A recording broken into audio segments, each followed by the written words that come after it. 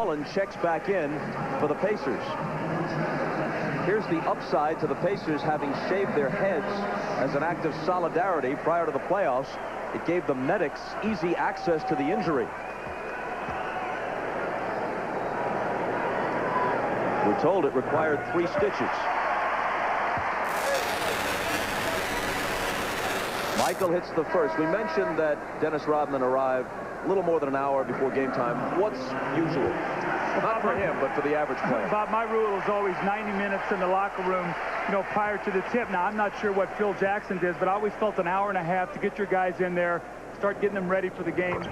Rodman has already told us that he doesn't like to get there early, that he gets bored. He wants to get right to the game and get out and play. Yeah, Rodman has so much energy, Doug, that it's hard for him to just sit around. So what he likes to do is get there about a half an hour before the game and warm up. In the list of Rodman transgressions, that's relatively minor. Let's go to Ahmad, who has more. You know what, Bob? I watched Dennis Rodman come into practice the other day, 2 minutes before practice started, and I asked Michael about that. He said Rodman does that all the time. And Phil Jackson, being the kind of coach that he is, treats everybody differently. So him arriving here late tonight was really no big deal as long as he's prepared to play. Bob? Ahmad, thanks. The foul on Michael was his second. It sends Chris Mullin, the league's leading free throw shooter, 94% for the season, to the line.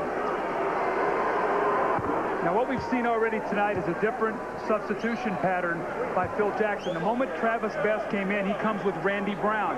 Probably thinking defense, control his speed and quickness, because Best has been a problem in the last 2 games. Scott Burrell checks in for Michael Jordan, who did pick up his second, so he'll get a rest with his team leading by 12. As I remember it, Phil Jackson didn't use Randy Brown even for a minute in Game 4. He actually, his first substitution was big. He brought in Burrell and tried to stay big on the perimeter. I think he needs the speed and quickness of Randy Brown. Steve Kerr has had trouble containing him. Mullin, as expected, makes them both.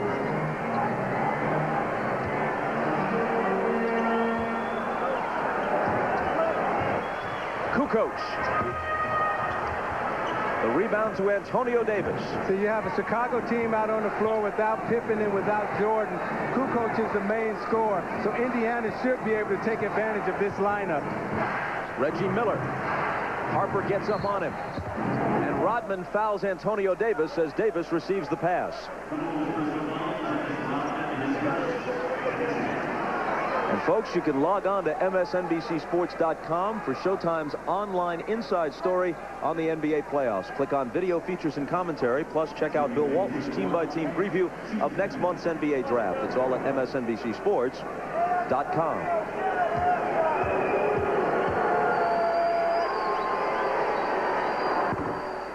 First one rattles in and out for Antonio Davis, and here's Ahmad. All right, Bob, if you notice that Scottie Pippen and Michael Jordan are both on the bench, only 58 seconds of the entire series has this situation ever taken place. So this is kind of odd, Bob.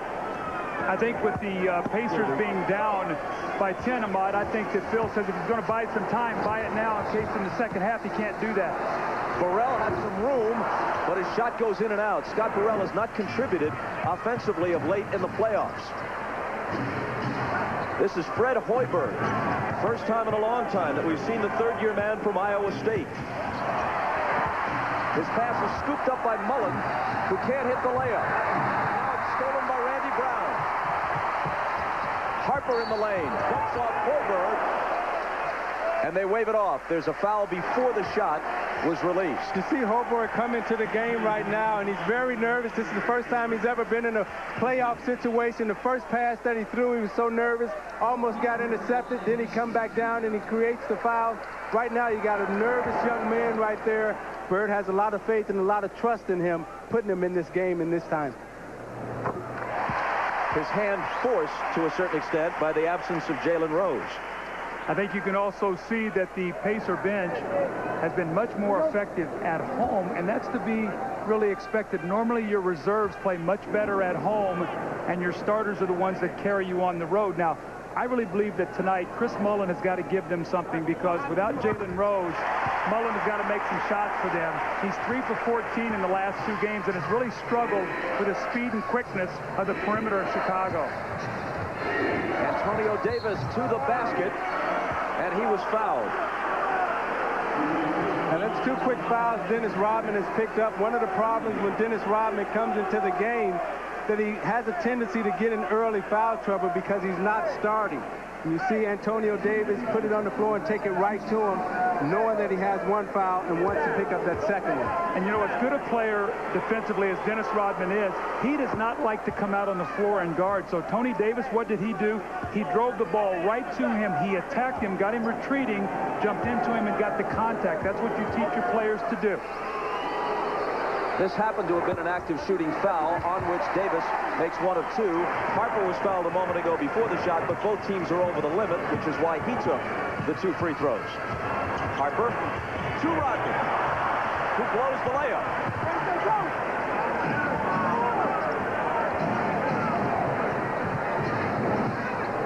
The Pacers have missed their last 10 field goal attempts, and they're 4 of 15 in the quarter, which now has 10 seconds left in it. Travis Best can't put an end to that streak. The Bulls have time. Brown to Burrell, who was fouled from behind by Mullin. And it's going to be a flagrant. Bennett Salvatore has called a flagrant foul. So Burrell will get 2 free throws, and the Bulls will get the ball with with 1.9 seconds.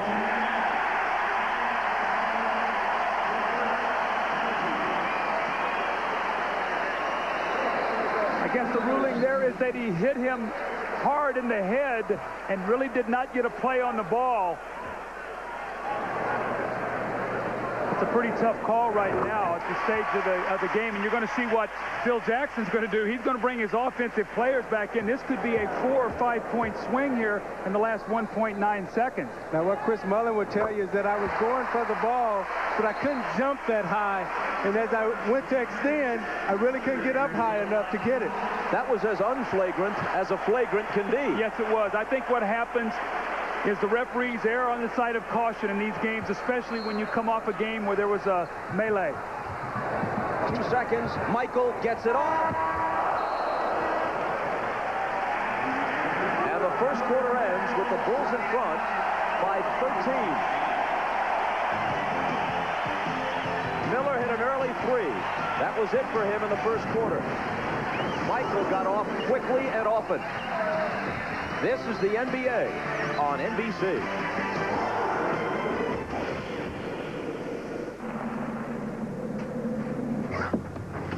Hey, how's it going? Can't complain. It's the rugged SUV with a smooth ride.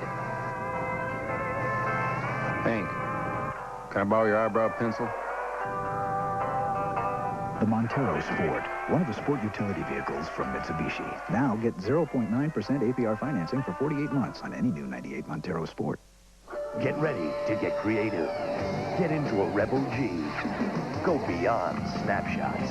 Experience the ultimate rush. Cool. Rebel G and only EOS lenses from Canon. Oh, it's really coming down out there. Cats and dogs. It hasn't rained this hard since last time I had to paint the garage. Man can't work in the rain. Pity us. Is that what you're going to do all day? Honey, I can't hear you. The rain's too loud. The weatherman said it was supposed to be nice today. For the great taste that won't fill you up and never let you down, make it a Bud Light.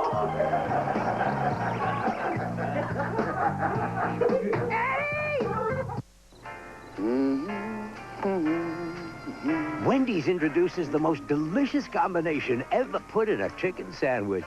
Our new honey ham and chicken. Chicken just doesn't get any better than this. Come on. What are you waiting for? Let's say this is Castrol Syntec motor oil. And this is a harmful particle in your engine. Get the point? You see, Syntec's patented stabilizers seek out and neutralize harmful particles, protecting in ways other oils can't.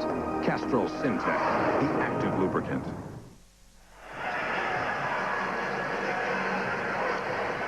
Well, when that happens, it goes a long way toward explaining why you trailed 29-16 after 1. See, I think Larry Bird expected to be in this situation in the first quarter. You know, 10-13 down in the game 5 of the first quarter is not uncommon. Now, can you make up for that? How can you come back? And that's when he'll rely on his bench. You can see one of the things that the Pacers have done all series long is shoot the ball exceptionally well. Only 25% in that first quarter. Here's Mark Pope, rookie from Kentucky, off to Hoiberg. And Hoiberg's shot spins out. Antonio Davis tries to make a move, and he's fouled. That would have helped Hoiberg if that could have stayed down, boosted his confidence a little bit. Bob, this is an interesting lineup that Larry Bird has on the floor. You talk about having confidence in your bench. Mark Pope and Fred Hoiberg, guys who have played very little in the entire playoffs. Mullin, Best, and Tony Davis. Who is going to score? Hoiberg will try, but there's a whistle before he gets the shot away. Offensive foul gives it back to Chicago. It's on Pope, his first. Now, this is the third moving screen that we have seen early in the game. Remember now, Phil Jackson complained about the moving pick on Rodman at the end of the game. He's got 3 calls tonight. Hoiberg now has to contend with Jordan.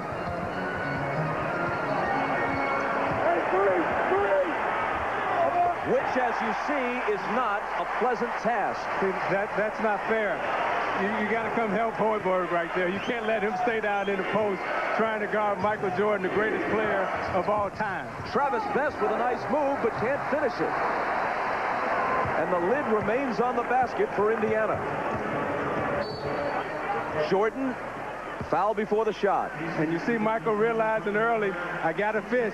And anytime he sees Hoiberg, okay, I'm going to back him down. I'm going to take my time. What? Nobody's coming to double team me? I'm by myself? Y'all going to leave him? Okay, take this bucket.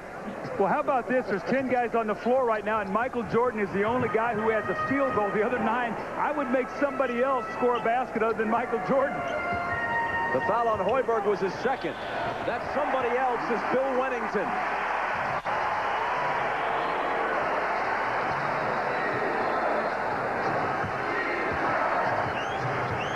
Chicago Bulls have now more than doubled the Pacers. It's 33-16. Antonio Davis. Indiana has now missed 14 consecutive shots.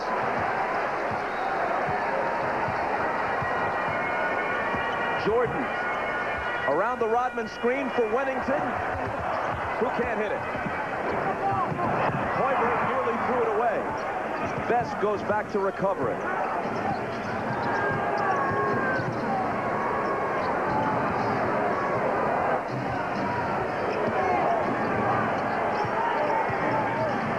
Best trying to break Burrell down. Splits 2 defenders but misses. Rodman tumbles out of bounds, but first gets rid of it to Kerr. Pulls up and then leans into Mullin, trying to draw the foul, and did it successfully. Nothing going right for the Pacers. Do or Die Game 6, Friday night at 9 Eastern on NBC. Here we are in this simple, majestic setting. None of the usual interruptions. Nobody around to distract us from introducing AT&T One Rate Plus. Now, the key point, the thing to remember, is that every call you make from home with One Rate Plus, every call, day and night, 10 cents a minute. Did you say 10 cents a minute, dude? How do they find me? AT&T One Rate Plus. 10 cents a minute, anytime.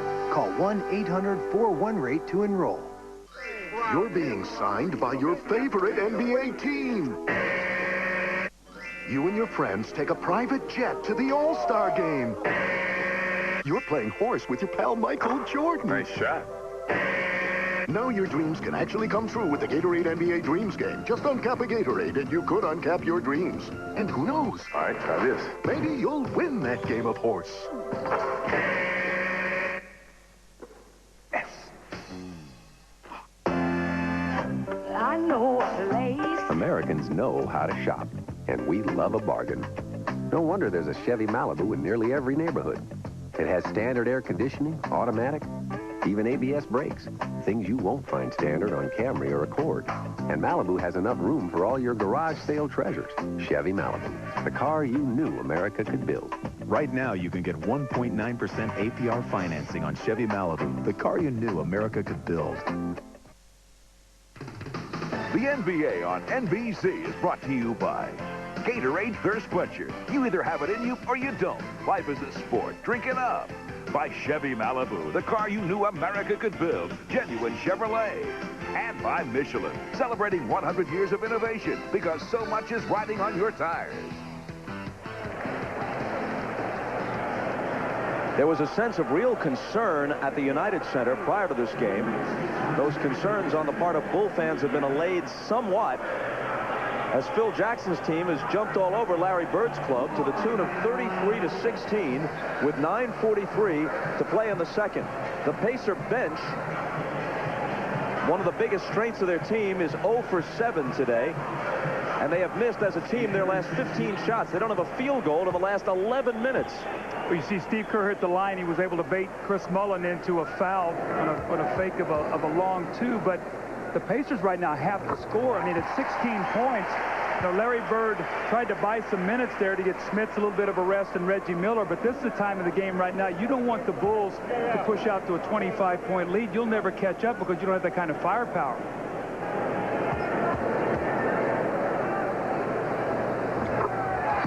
Kerr swishes them both.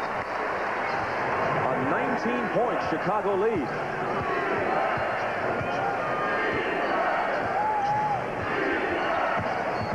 Reggie Miller back in. Burrell draws the defensive assignment on him. Here's Travis Best trying to go to the hole and fouled on his way.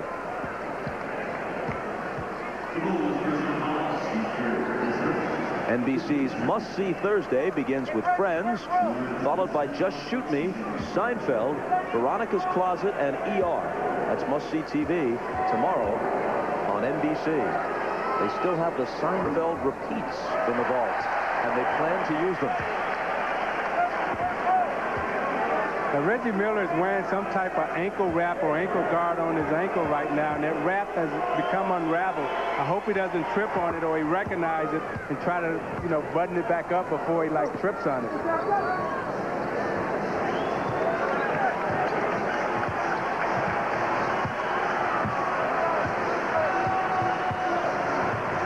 Michael against Reggie. Triple teamed in the lane. Gets it out to Burrell, who misses what would have been a two-point field goal. Is this on Rodman? If it is, that's 3. Bob, I think he ruled that he stepped on the line. So I don't think there's a foul on Rodman. I think he was out of bounds on the play. So you're right. Pacers will get the ball. Luckily for Chicago. So Rodman has 2 fouls.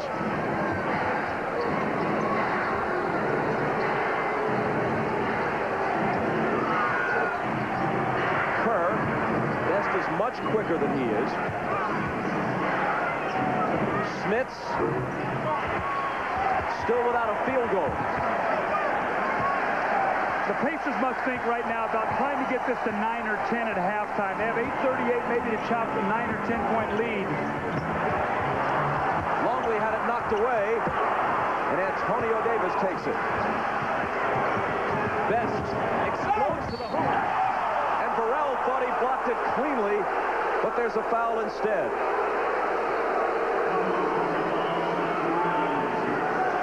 So vital for the Chicago Bulls for Luke Longley to stay in the game. Look how he pushes him off that block. And then what will happen is Steve Kerr will dig back in there, force him to pick up his dribble. He has no place to go, so he shoots a fading jump shot. That's what the Bulls will live with. You see Kerr faking the double team.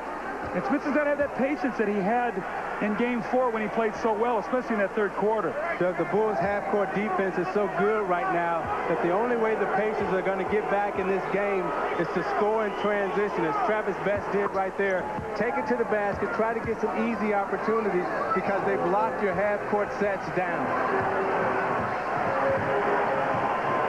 Indiana has shot around 50% through the first 4 games, 19% in the first half of this one. Hold on.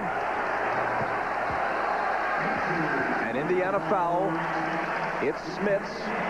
his second. Now, the reason Rik Smits picked up that foul is because Reggie Miller got caught up on the screen, and he was waiting for Reggie Miller to come. He was saying, come on, come on, come on. Watch him look back to Miller. Where are you at? Come on, come on. Referee caught him with the arm extended. Burrell on the drive. It bounces to Kerr, who knows what to do with it. Loose ball. Chicago is so aggressive tonight. All five of the Pacers must be back in the paint. Rebounding has not been a factor, or not the key factor. Turnovers have, but tonight it's the rebounding. Travis Best can't connect on the three.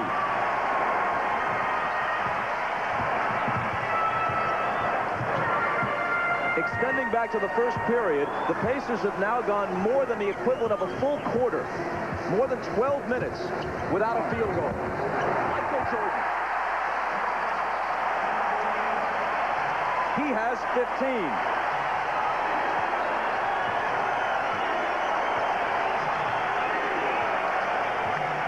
15. Chicago by 20. And play is stopped. Michael Jordan is going to always find an opening. You see him give the basketball up, always cutting, always moving. Sets the little bump screen there, does not stand, presents himself to an open area for Scott Burrell, and once again, another layup for Michael Jordan. And that last foul was on Rodman, his third, and now he is hit with a technical foul before Phil Jackson can get him out of the game.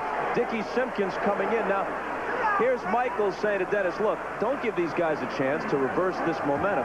Dennis often complains that, as he puts it, he has a bullseye on his back. On the other hand, he is almost by acclamation, when you talk to the other players, the dirtiest player in the league. Mostly that's effective for him, but a lot of it involves illegal play, and a lot of it happens off the ball. So why shouldn't the officials watch him more closely than they do other players? Smits missing again. He's now 0 for 6. Michael made a move, then didn't know what to do with it.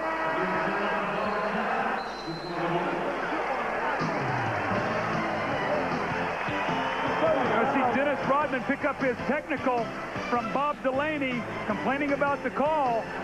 So 3 personal fouls and a technical. It has not been a good first half for Dennis Rodman. It's been a great one for the Chicago Bulls. They lead by 19. You're watching the NBA on NBC.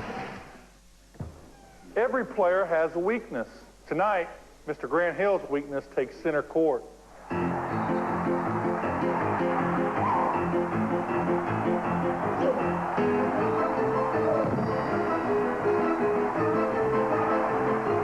There's only one place to go for the irresistible taste of America's favorite fries. Did somebody say McDonald's? Enjoy the fries that have earned the right to be called America's favorite fries. The Michelin X1. Thanks to Michelin technology, it gives you long mileage and better wet braking than any rain tire. And that should make everyone on a wet road happy. Mad Dog Rules for Living, number 35.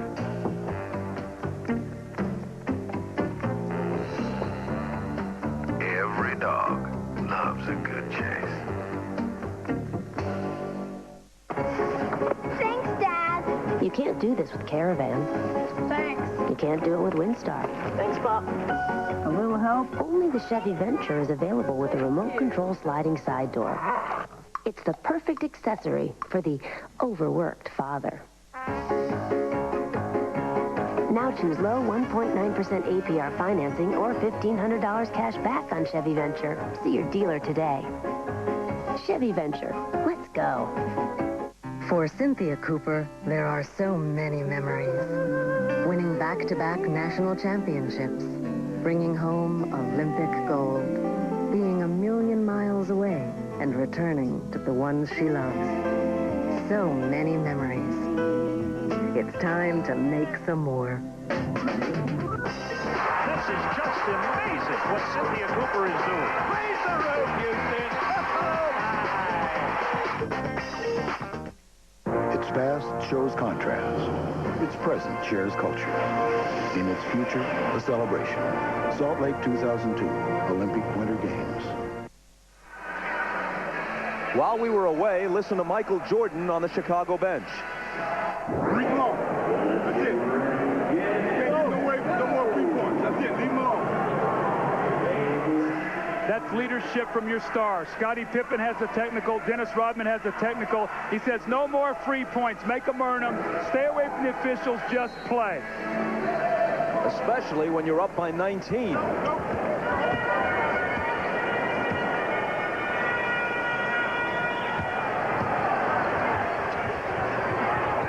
And Michael can't make it 21. There's a whistle for a foul on the rebound.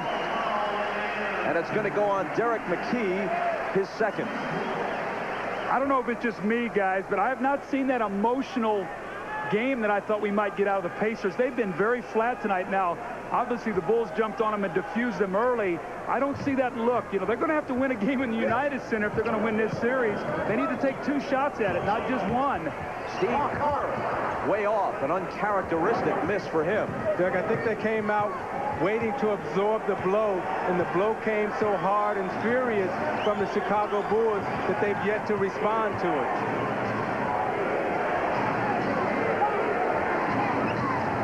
Smits forces one up and finally hits it. His first field goal of the night, and the Pacers' first field goal in unbelievably 14 minutes.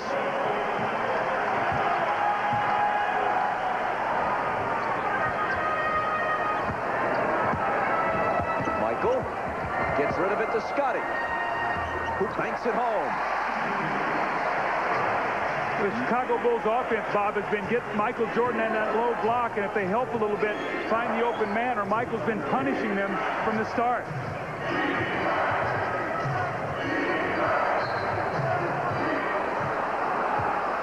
A lot of pushing and shoving happening off the ball, and it looks like Longley for his second.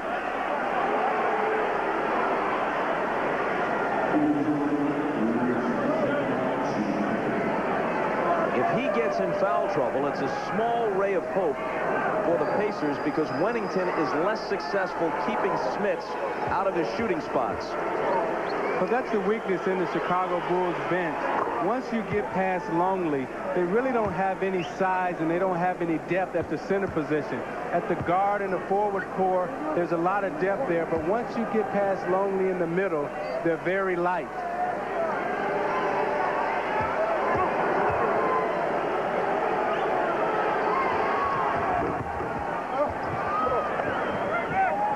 Smits makes them both. The Pacers trail by 17. Reggie's on Michael.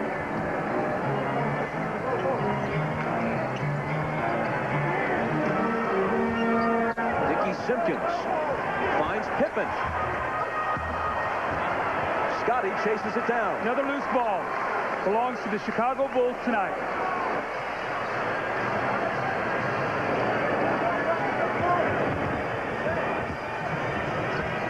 Jordan from Pippen. Sweet as you please.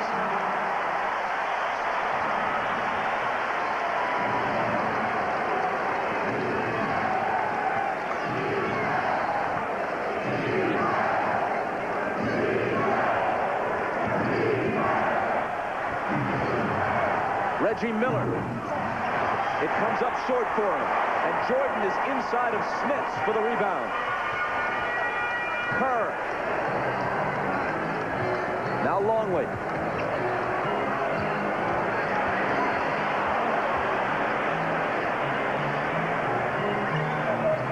Michael finds Longley into the hoop. Chicago right now is executing to perfection. You know, you see Jordan's mentality right now. They're running every screen hard. Now you watch Pippen right there as he throws it out to Jordan. Jordan will square up, stare McKee down, and shoot it right through the bottom of the net. You watch him as he's backing up. I feel it. That last play, though, was a great play by Michael and Longley. It was eye contact. The big man jumped out as if it looked like Michael was going to use the screen. And Luke just slipped it and went right to the basket. And once again, the slow rotating defense by Indiana The Bulls have more points in the paint in this half than they had in 2 complete games in Indianapolis. They're out of the 5 games, this is the crispest I've seen Chicago run their offense. Derek McKee, 5 on the 24. McKee shot blocked by Longley into the hands of Pippen. Here they come. Harper all the way to the hoop. Got it! Plus a foul. They are running the Pacers out of the building and back to Indianapolis to try to regroup for Game 6.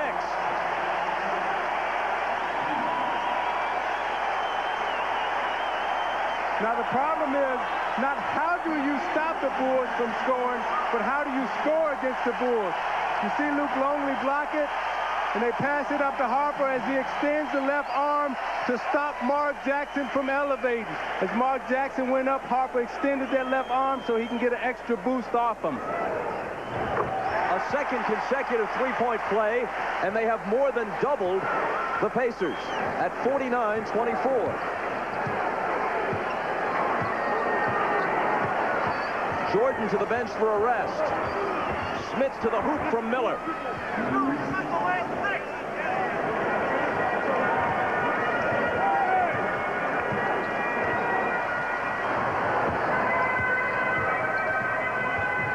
Simpkins trying to follow. Jump ball.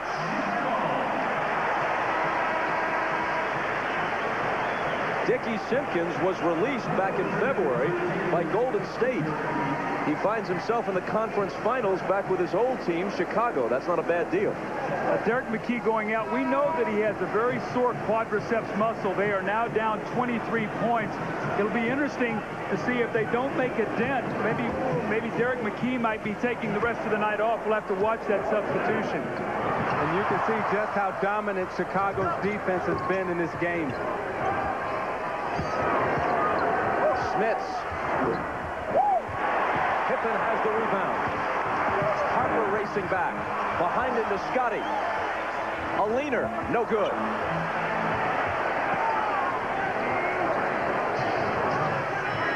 We move inside 3 minutes. Hope to Jackson, and now Reggie out of the corner hits the three. See, Isaiah, with Chicago playing so well tonight and scoring so easily, the Pacers haven't got the stops to be able to run, so everything is half court for them tonight. Longley. Antonio Davis has it, but the Pacers trail by 20.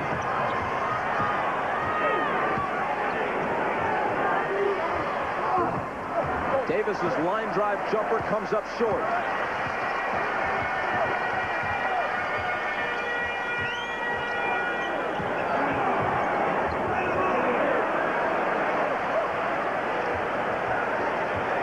Kukoč in the corner with 8 on the 24. His pass picked off by Jackson into the hands of Pope. Jackson to the trailer. Miller blocked away by Longley, who was the only guy back. So you see on that play, Jackson didn't really have the speed to go by Longley. That's why he flipped it back, and Longley made the block.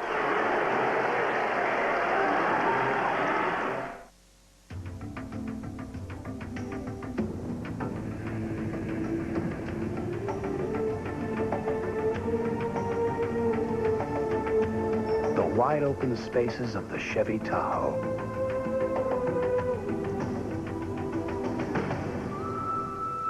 Just one of America's natural wonders. Chevy Tahoe.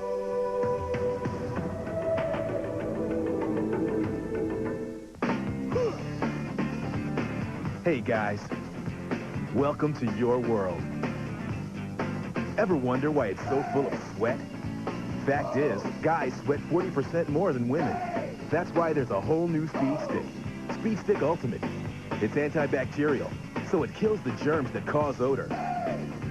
In this world, getting rid of sweat and odor is the ultimate goal. New Speed Stick Ultimate. Kills odor, protects guys. Ты отдохнешь. Мы снова будем счастливы. Будем жить долго-долго. Долго. Нам повезем жизнь новую.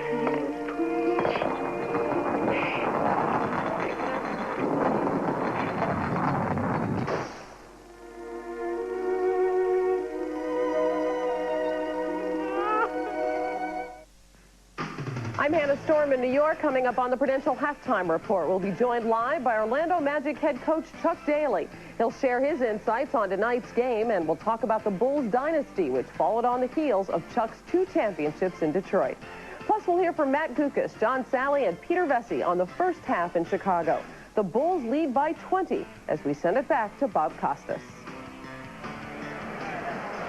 Hannah, thanks very much. So your old coach, Chuck Daly, pays a visit to the Showtime set. Zeke? Daddy Rich is in the house, and he knows a lot about winning championships. I learned a lot from Chuck Daly, and I just want to say thanks, Chuck, for imparting all your wisdom on me.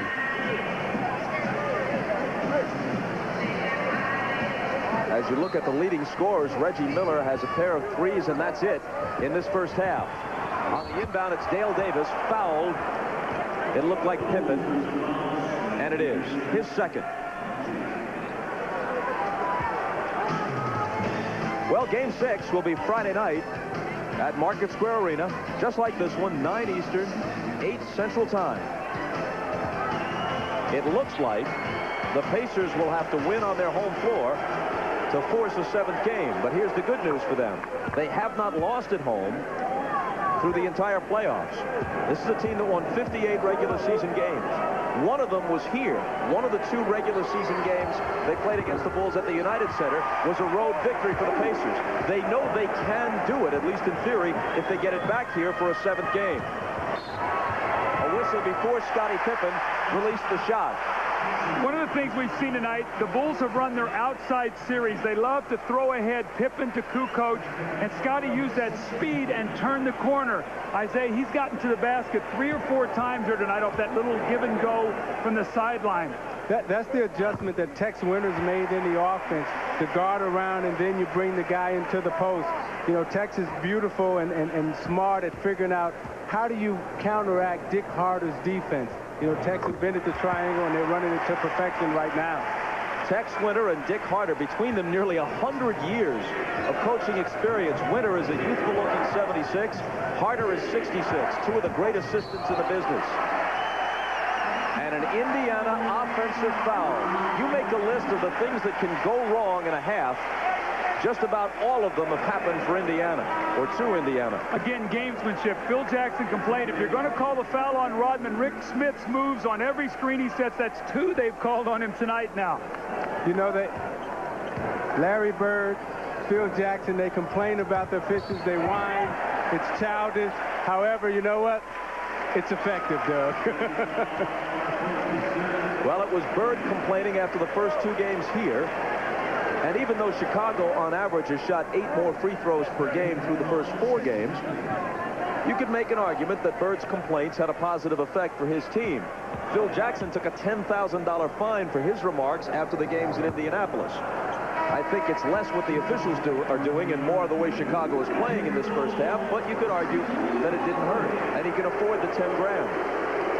Scottie Pippen, once again, he had Mark Pope on him. They went right back to the same play. Marcus does not have the speed to contain Scottie. He throws that ball ahead and turns that corner. 2 times in a row now they've run the same play with both the same results. 1 of 2 for Pippen, who has a dozen, and who now deflects the ball out of bounds. You know, Bob, to follow up on the point that you made earlier about Indiana trying to get to Game 6, you know, Chicago can knock the confidence out of Indiana right now and go back to Indiana and win if Indiana doesn't get their act together. 5 seconds to get it across the line, and Jackson does. Now he lobs one toward the hoop, and it works to Antonio Davis. They're going to run that same play again with Scottie to the outside, this time off a screen roll and a give and go. It's a beauty. What's the foul?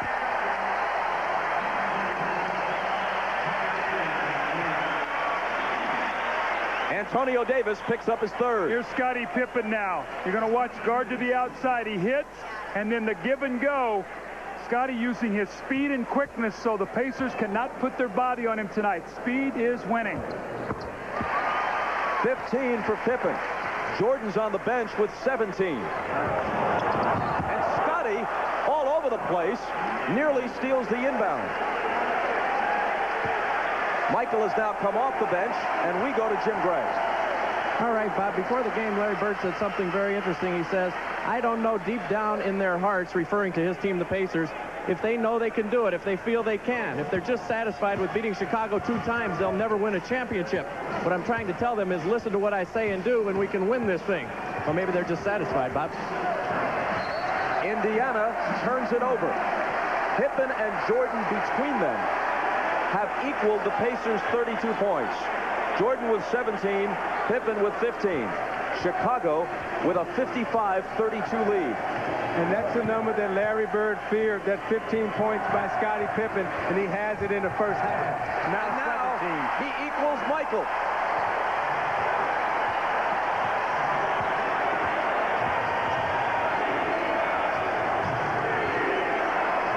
Miller up top for Dale Davis, who can't convert it. Here comes Michael, tongue wagging, pull up, in and out.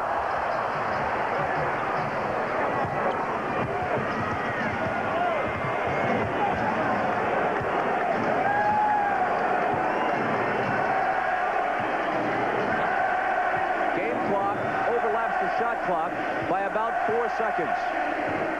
Jackson deals it out to Davis, and now Antonio Davis. Can't hit it.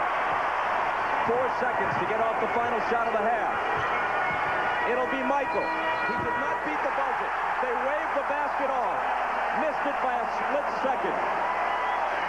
Says to Pippen, that's okay. We each scored 17. We alone have more points than the Pacers. We have a 25-point lead. The team that trailed at the half has won each of the first 4 games. But nobody trailed by this much. The Prudential Halftime Report coming up after these messages. You're watching the NBA on NBC.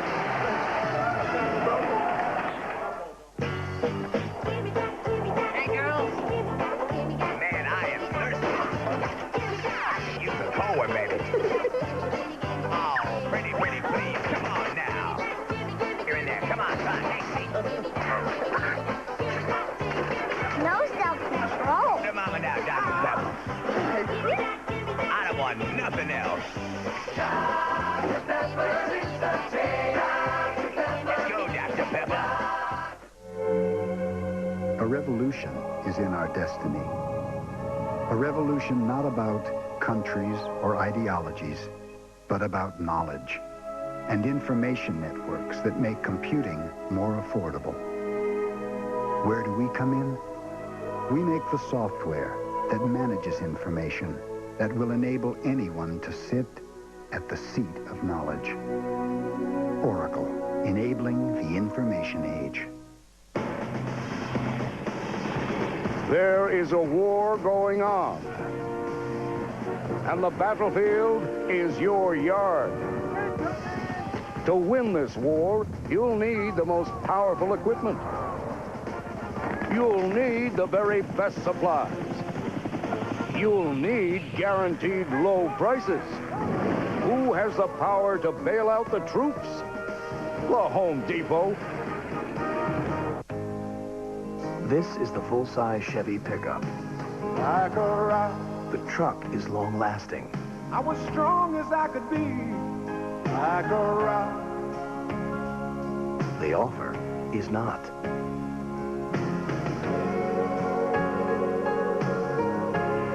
What are you waiting for? Like a rock. Chevy, the most dependable, longest-lasting trucks on the road. Like a rock. And now another Just Shoot Me moment. What do you do with that hideous gift from your boss? No! Slippery.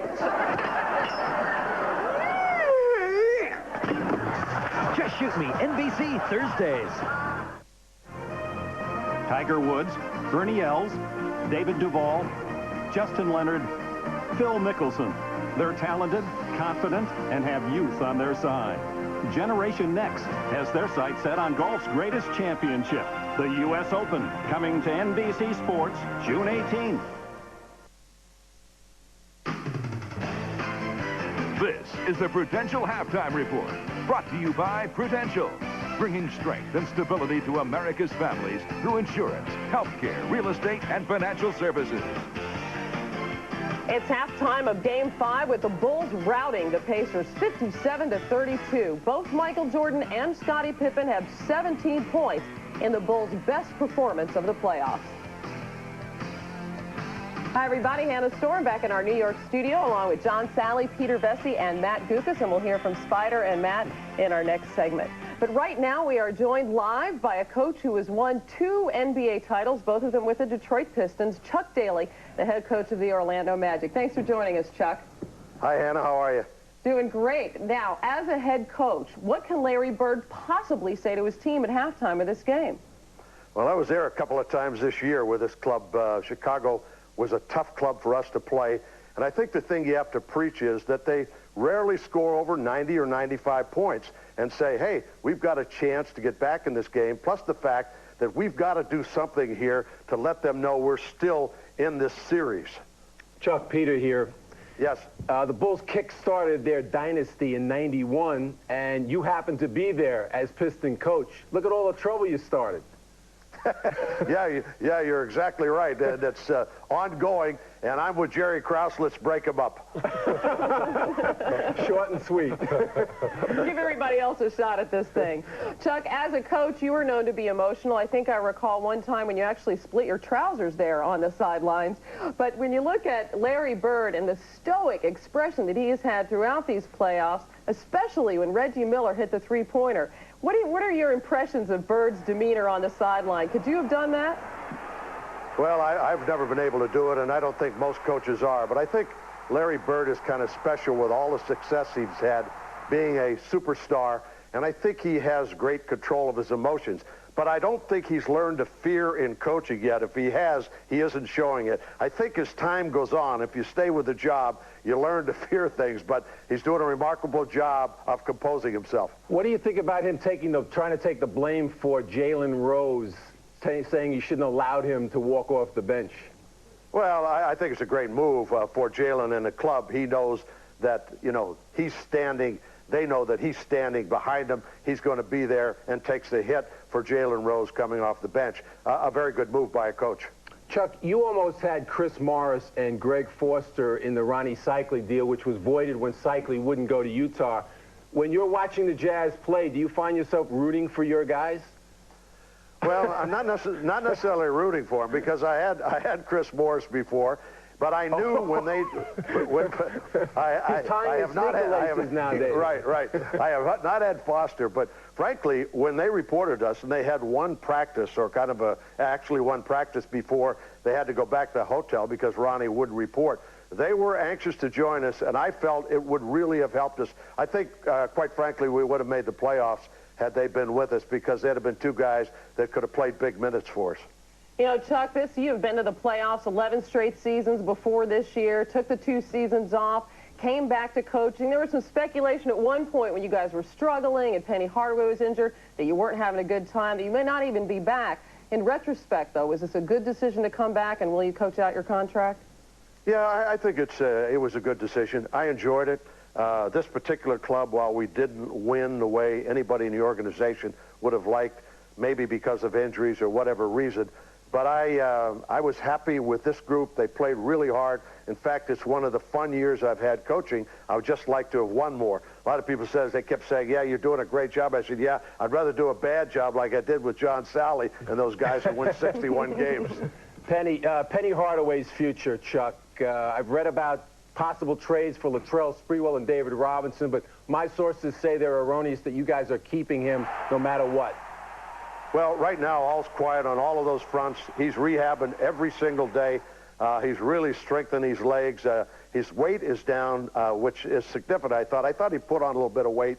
I see him playing golf. I think he's in good health and good spirits. And I think whether he's with us or whether he's with another team, but I hope it's with us, he's going to have an outstanding year. So you're saying it's not definite that he's staying? Well, I would say 99%. There's nothing that I know any different. I've heard no rumors and no talk about a trade. Okay, Chuck, thanks a lot for joining us tonight. Have a good summer and good luck next season with the Orlando Magic. Thanks. Have fun. All right. In major news in the world of sports tonight, GE and Time Warner have announced that after several months of intensive study, their subsidiaries, NBC and Turner Broadcasting, are moving forward toward the creation of a new professional football league. They have agreed upon a clear vision of a working model and have appointed Dick Ebersol of NBC and Harvey Schiller of Turner Broadcasting to spearhead this effort. Both parties anticipate a complete announcement this fall. And when we return, we'll talk about the first half in Chicago, where the Bulls are pounding the Pacers. First, a message from Prudential and a word from the NBA.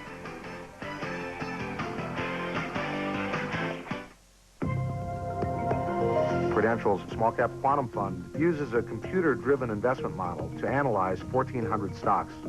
Because it only holds the stocks that are among the more highly rated, the result is a diversified portfolio of up to 200 small-cap stocks with big potential. Investors who are looking to benefit from small-cap stocks ought to take a look at the Prudential Small Cap Quantum Fund. It's a great way to invest for the long term in the small-cap market.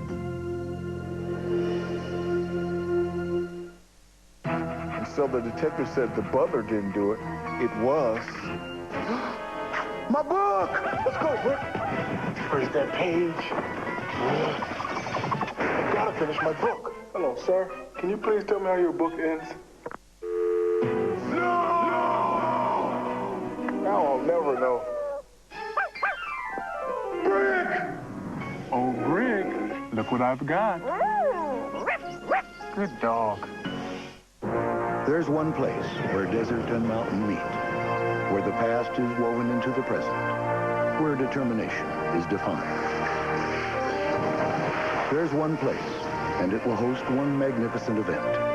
Salt Lake, 2002 Olympic Winter Games.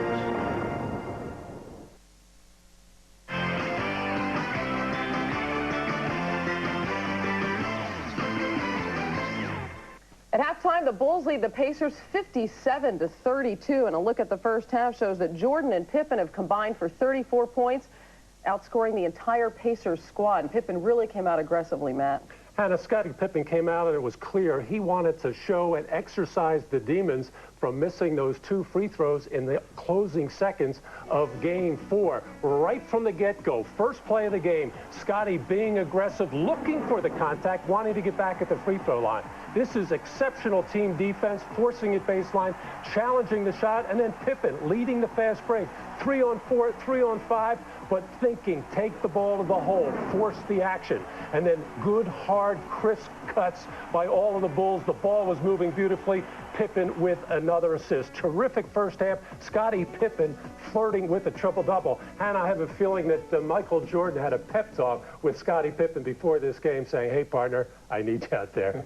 He's getting some help from Scottie and some of his other teammates, and the Bulls are doing exactly what you said they should, John, and that's blowing out the Pacers in the first half. Just letting you know I know what I'm talking about. America needs to listen. But Toni Kukoč, now I used across the locker when I played with the Bulls from Tony, he always says everyone yells at him, everybody, the equipment guy, the coach, everyone yells at him. But Tony, this time they're yelling at you to shoot. He's the go-to man. And you got to understand he's left-handed, but he goes better left sometimes than he does right. But when you get in the game, you never know what he's going to do. He's doing a great job, and he got all the points, and the guys are throwing the ball. Everyone's concentrating on Michael and Scottie, but Tony is sitting in there. Shining as a starter tonight. Meanwhile, on the other side, Rik Smits has been a liability for the Pacers. Yeah, but he's been a great player for the Bulls. Now, this guy, now in the first 30 seconds, he gets a foul. He hits Chris Mullins in the head, puts him out the game, and then a few plays later, he sets a pick for Scottie, so Scottie can go to the basket. I mean, he's playing really, really good for the Bulls. The problem is he's wearing the wrong jersey. And it's just in, Hannah. The league has informed me that they've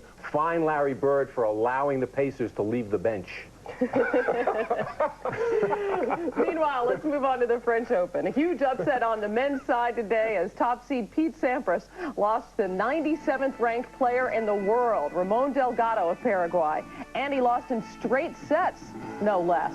Third seed Marcelo Rios is the highest remaining seed in the men's draw. On the women's side, no major upsets today. Martina Hingis and American Venus Williams were among the winners. Our coverage gets underway on Saturday afternoon at 3 o'clock Eastern Time, noon Pacific. 3 more hours at the same times on Sunday.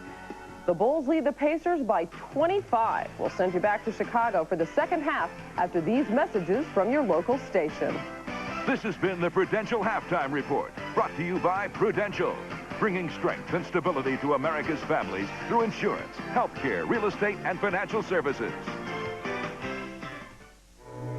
For anyone who's ever called long distance on the company's dime. For anyone who's ever worked with a guy like this. For anyone who's ever endured a company physical. Or had to listen to this woman talk about her cat. Or gone before the boss on one of his bad days. And for anyone who's ever pretended to listen. We bring you Working, just like your job, only funnier. NBC, Wednesdays. This game is brought to you in part by United Airlines.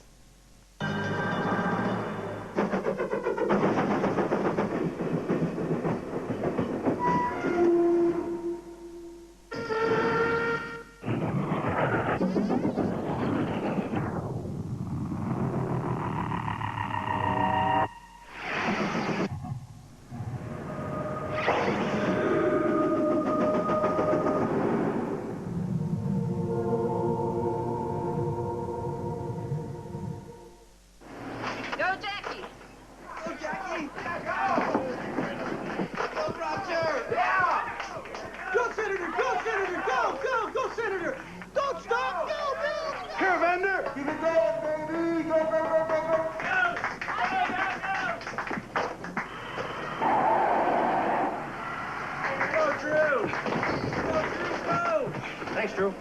No problem.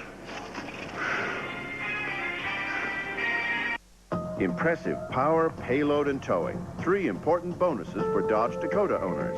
But we'd like to show you a few more, like a Magnum V6 at no extra charge. And you get available air, cassette stereo, and more. Plus, select customers get a Dodge owner's bonus of $500 cash back, which means you could own this new Dodge Dakota for as little as $14,345. Now that's a bonus you can bank on, but only for a limited time. See the friendly Dodge dealer near you.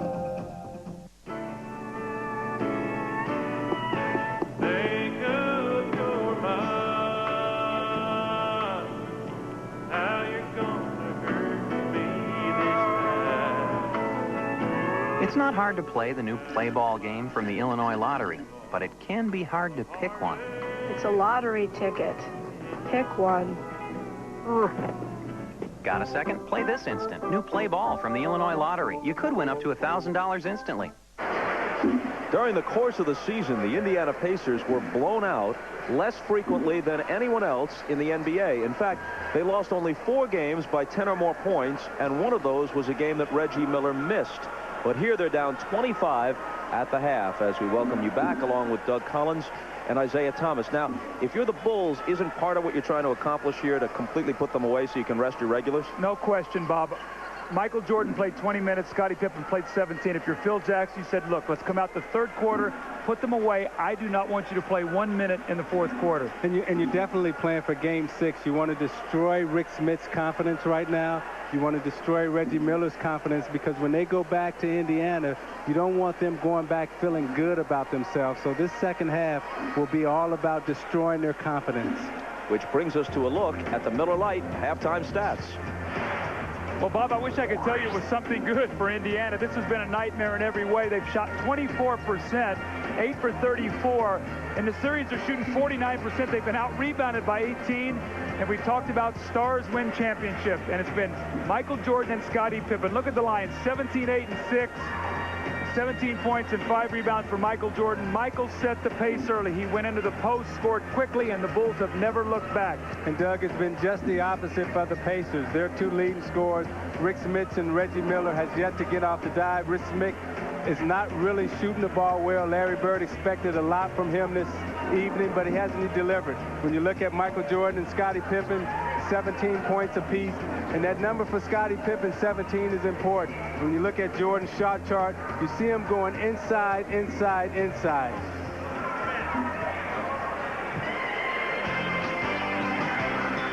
We'll be back with quarter number 3 from the United Center right after this.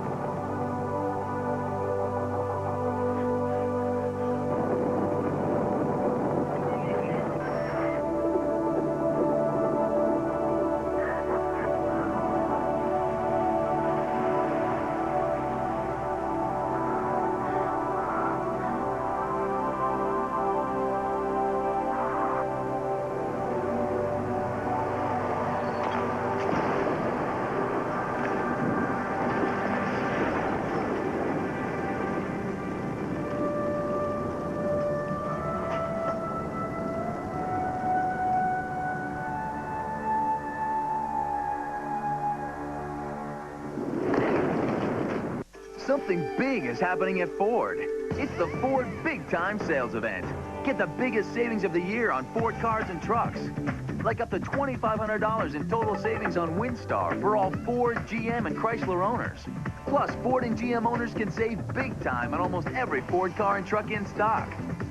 The world's biggest selling division wants your business big time. So save big at the Ford Big Time Sales Event, going on now at your Ford dealer. There are lots of reasons people miss their favorite NBC shows. Maybe you were a little distracted, or entertaining guests. Maybe you just got stuck. Well, this summer is your chance to catch all the NBC episodes you missed. Because if you haven't seen it, it's new to you. Ahmad Rashad back at the United Center where the Bulls are up by 25 points during the halftime. Phil Jackson told his team to keep attacking and keep attacking. And obviously Doug Collins must have snuck into the locker room because the other thing he told them was the same thing Doug said, to bury him. Come out and try to bury him right now and get this game over with. So that's what they'll be trying to do. Let's go down to Jim Gray. All right, thank you very much, Ahmad. Well, Larry Bird told his team we're being beaten in every phase of the game. There are only about 2 of you guys who are playing. We need 6 or 7. He's not going to rest any of his guys. He said, hey, we can't fold it up. We have to establish something here in the second half. We got to see what we're made of. Otherwise, we're going to lose touch of this series. Bob? So realistically, barring an incredible burst right out of the blocks here in the third quarter, the Pacers are playing the second half just to establish something for Game 6. Dale Davis's shot rattles in and out. Well, if you're the Pacers, that's the way you have to approach it because the series is an extension of Game 1, 2, 3, 4, and 5. And you got to go back to Indiana with some type of confidence and belief in your system. Ron Harper around Mullin to the basket. Count it, plus the foul. When Larry Bird goes back and reviews his film, he and Dick Carter and his staff, the one thing they're going to be upset, the layups. The Bulls have gotten to the basket. They have finished. They've been touch fouls tonight, not the kind of hard fouls where you force a guy to start looking around when he goes to the basket, make him pick himself up and shoot some free throws.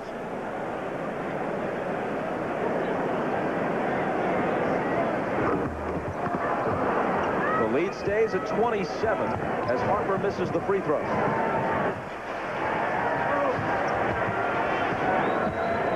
Jackson spinning on Pippen. Hold on. Foul before the shot. It'll be Pippen, and that's 3.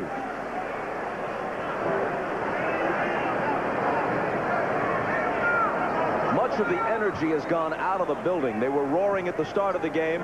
The Bulls put on a first-half clinic. And now folks are just kind of settling in and maybe deciding how they might beat the traffic. It's a big shot right here. Chris Mullin wide open. He's 3 for his last 15.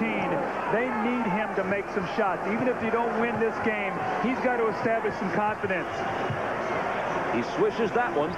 Here's Rodman. Smits reaches in and pokes it away. And Dennis apparently touched it last. But Doug, I can tell you that crazy things happen in the playoffs. I remember when we were playing the Boston Celtics at the old Silverdome, we missed 23 consecutive shots in a row. So things can happen, and this thing can turn around for Indiana. Mullin. His pass deflected out. Still Indiana ball. But Michael Jordan wasn't on my team.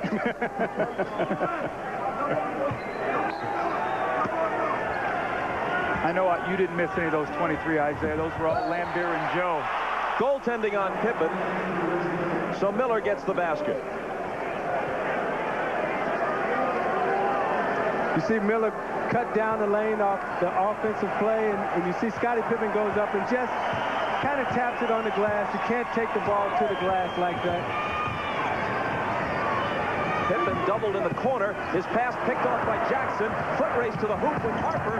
Leaves it to the trailer Miller. And Reggie now is in double figures with 10. See, that's the second time that Mark Jackson has made that play. The first time he made it, it wasn't successful. This time he made it, was successful. Well, now an offensive foul on Pippen. That's his 4th. The Pacers have the ball and they're down 20. It was 25 at the half and 27 after the first basket of this period. Bob, not to hype anything, as Scottie Pippen picks up this 4th foul when he lowers his shoulder, but one of the things this Chicago Bulls team has done all season long is lose leads. It's like they've lost some of their concentration. They've allowed teams back in games. I'm not saying that will happen tonight, but that has been trademark of this team this season. Jackson trying to back down the much taller Kukoč and traveling in the process. So if you're the Indiana Pacers right now, your thought process is down 20. Let's see if we can cut this thing to 10 with 5 minutes to go in this quarter. Harper from Michael can't finish it. Indiana's on a 7-0 run. Mullin evades Jordan, but can't hit the three.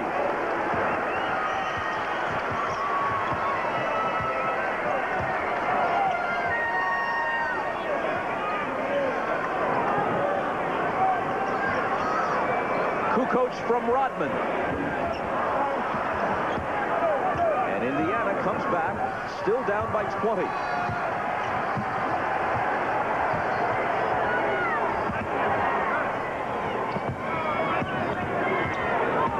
Mullin challenging Michael.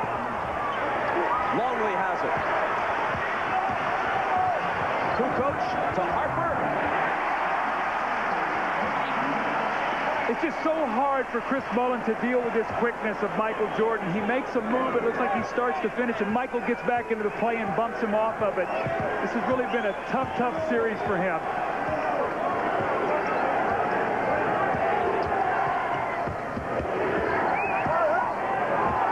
Jackson into the lane, throws up the hook on the run, and Dale Davis is there to clean things up.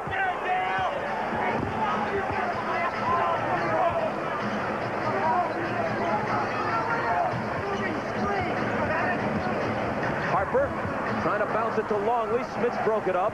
Harper recovers it. 7 on the shot clock.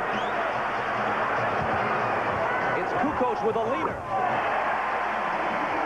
That's that little European half step that he has. He gets in there and he makes that little floating shot. Toni Kukoč really makes that play very well. There's the offensive foul on Dale Davis. Man, he hammered Kukoč, who was clutching his left shoulder. Larry Bird very upset. He felt Toni Kukoč had walked on the play before. I think they called a flagrant on Dale Davis.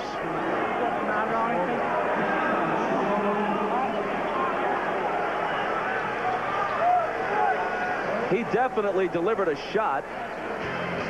Chicago uses a timeout. They lead by 22. Go to the playoffs, NBA.com. Let me tell you a story about the trucks that never sleep. Got an early one, huh? Better fill it up. It's the tough new line of Ford F-Series with over 50 different models to custom fit the job. That's more than anyone else. And they all come with power you can count on. They're like some trusty sidekick in an old Western. Except this movie never ends. See you tomorrow. You can count on it. The Ford F-Series. The most powerful, most complete line of trucks ever built, Ford top. On June 12th. Are these really necessary? Only if we crash. Harrison Ford. Mayday, mayday. Hits the beach. What are we, like shipwrecked? But this trip to paradise. We got company. Is no vacation. I just want one thing to go right. From director Ivan Reitman comes the ultimate summer escape. 1, 2. I can't! 6 days, 7 nights. Rated PG-13. Escape June 12th. I'll tell you when. I'll tell you when.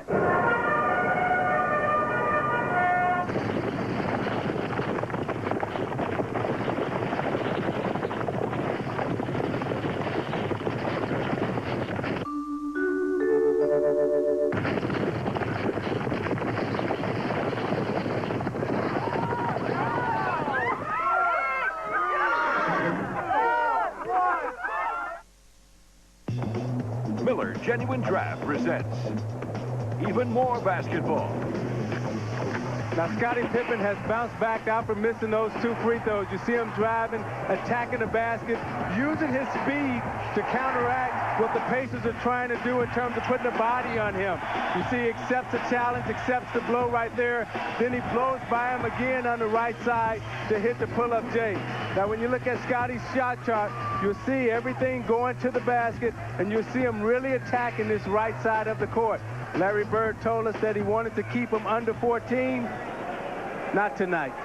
And in recognition of this look inside the game, Miller Brewing Company will donate $1,000 to the Thurgood Marshall Scholarship Fund. Kukoč is at the line. A moment ago, he pantomimed a shot and pulled his arm back down as if in pain, and he winced a little bit as he released that one, too. Here's Ahmad. All right, Bob, I just spoke with Chip Schaefer, the Bulls trainer. He told me that Toni just suffered a bruise to his left shoulder, but obviously he's able to keep playing. Bob? And able to hit both free throws, which increases the lead to 24.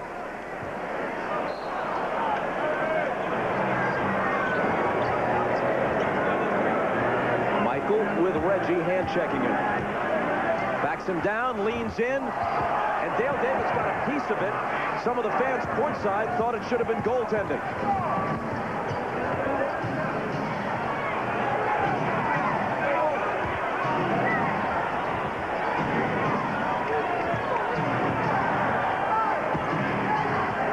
Here's Chris Mullin against Kukoč, who gives him a little room, and Mullin converts.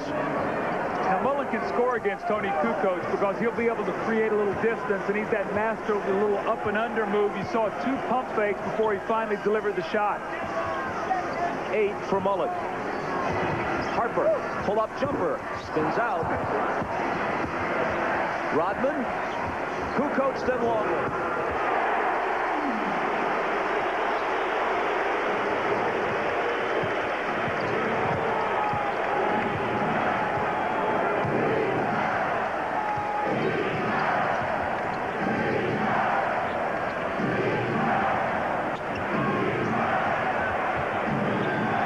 Reggie Miller on the run. The tip by Davis is disallowed as he commits the foul over the back, which is his 3rd. The Pacers were trying to run a set play, and Mark Jackson was pushed so far out on the floor that even when Reggie Miller came off the screen, if he was open, they couldn't get him the ball because there was so much distance with the passing lane. The Bulls are doing a great job of keeping them passing lanes really far tonight. Longley, left hands it in.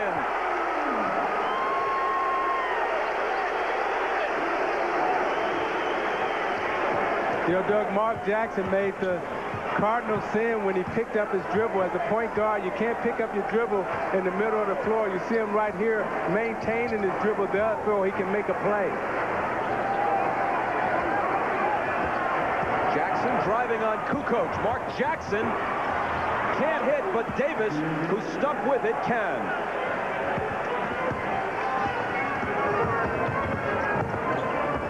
Rodman from Harper.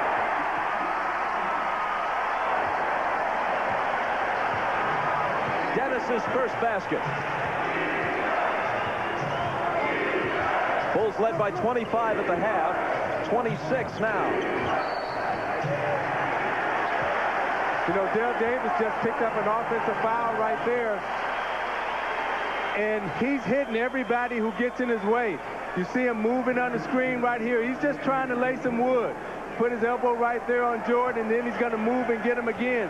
The time before that down court, he ran into Ron Harper, and you see him right here. He's picking up another foul. It's going to be a technical foul on him. Well, right now, he's lost his composure. You saw him with the flagrant foul on Kukoč where he stepped up and backpicked him. And then the moving screen, and now the technical foul. So the Pacers now are starting to come unglued. And Ron Harper alerted Steve Javie, the official. He told him, hey, watch Dale Davis. Watch Dale Davis. In the last 2 plays, he's picked up 2 offensive fouls.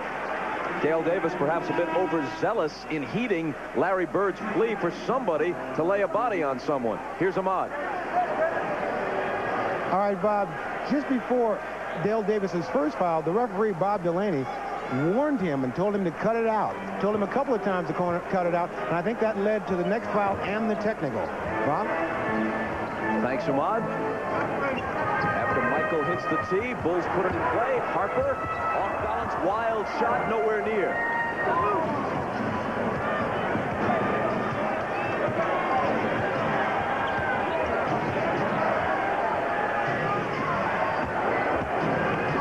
Smits. Mullin trying to follow. space. Here's a 3-on-1 break. Kukoč to hello.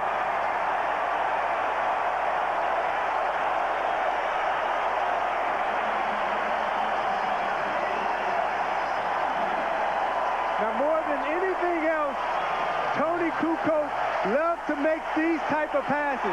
You see him catch it quickly behind his back, catch Jackson turning, and look out, here he comes. 23 in white, MJ is in the house. What are you talking about? He owns the house.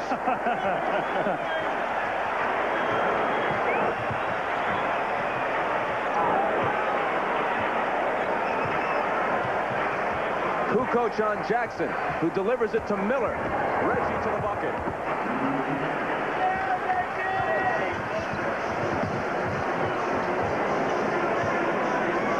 The numbers are reversed there in a most unappealing way for the Pacers. 74-47, now 76. Now, Michael Jordan was calling for that ball the whole way up the court, and he was a little disappointed that Ron Harper didn't keep going because he knew he had a mismatch with Davis in the corner, and he back cut him.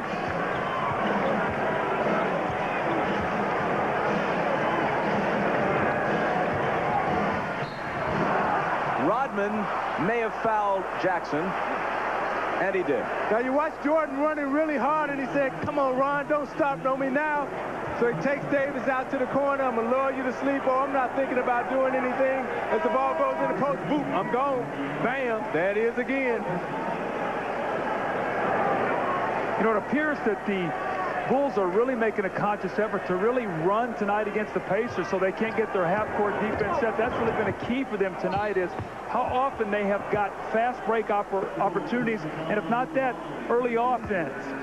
You know, Doug, for Chicago, with their triple post triangle offense, it's important for them to run and move and make crisp cuts, because when we played them in Detroit, the thing we always wanted to do was put a body on them and to stop them from making speed cuts. But tonight they've been allowed to make those speed cuts, and therefore they've been able to get to the basket and make layups.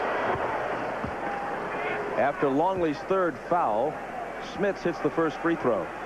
Saturday, an NBC theatrical event starring Michael Keaton and Gina Davis for the first time on network television, Speechless, at 8 Eastern, 7 Central, Saturday on NBC. Pacer fans perhaps rendered speechless by this score, 76-49.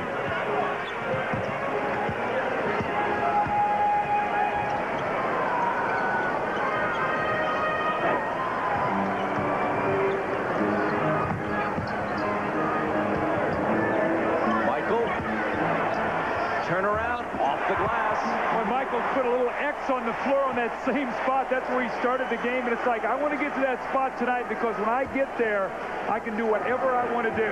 Because he's too strong down low. You see he's getting so deep in there that when he turns around, that's just a 3-foot bank shot for him. And he has 24.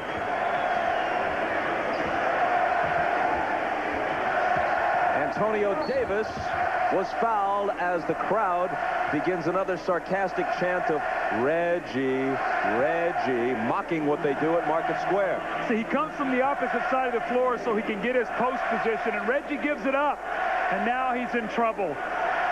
The little spinning jump shot off the glass. No resistance for Michael Jordan tonight.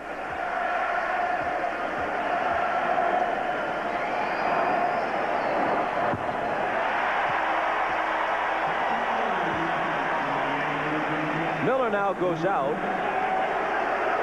He hasn't appeared to be limping as much tonight as he was toward the end of Game 3 and throughout Game 4. Fred Hoiberg replaces him, and Davis makes one of two. See, with Reggie's injury right now, you really don't want to take any chances. You don't want him to re-injure it. He's kind of getting over it, so you don't want him to turn or ankle or anything right now, because you know you got a Game 6 coming up. Kukoč. Chicago by 30.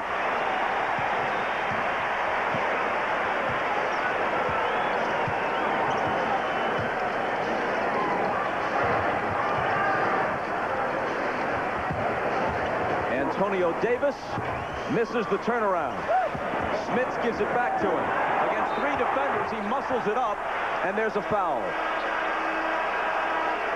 As we head for a commercial, let's take another look at Kukoč and Michael on the break. Harper gets it out. Toni knows what to do with it. Jackson's in the wrong place, and Michael slams it down on him. Worth another look. In fact, it's worth 3 looks. It's Chicago by 30, and you're watching the NBA on NBC. How are you, Truman? Vital signs are good. Lights. Cue the signs. Camera. Yeah! Hey, Truman! Sorry, can't stop! Truman. Say something. You're on television. You're live to the whole world. That's amazing. Jim Carrey is Truman Burbank. Want to do it again? In what Esquire magazine calls the movie of the decade. It's the miracle! The Truman Show, rated PG. June 5th, everywhere.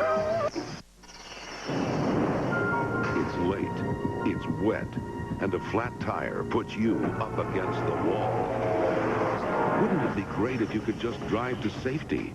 Now you can with new Goodyear Aqua Steel Run Flat. Even with no air pressure, you can drive up to 50 miles at 55 miles per hour to safety. Aqua Steel Run Flat. Only from Goodyear. Goodyear.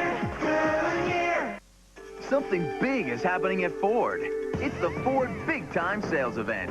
Get the biggest savings of the year on Ford cars and trucks. Like up to $2,500 in total savings on Windstar for all Ford, GM, and Chrysler owners. Plus, Ford and GM owners can save big time on almost every Ford car and truck in stock. The world's biggest selling division wants your business big time. So save big at the Ford Big Time Sales Event, going on now at your Ford dealer.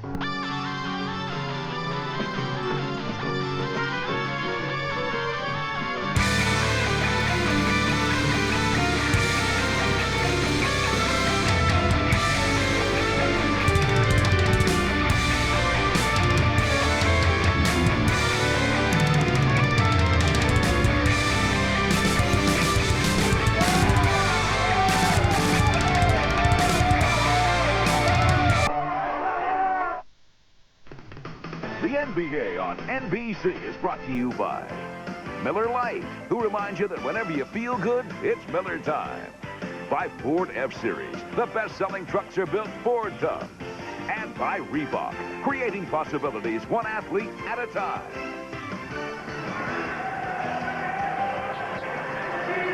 Two minutes and 33 seconds remaining in the third quarter, and a 25-point halftime lead has grown to 30. Well, you can see the big three of the Chicago Bulls. The big three scorers are dominating tonight. 26 more than their counterparts from Indiana, Miller, Mullin, and Smits. And the Bulls have dominated from the opening tip-off. They have not looked back.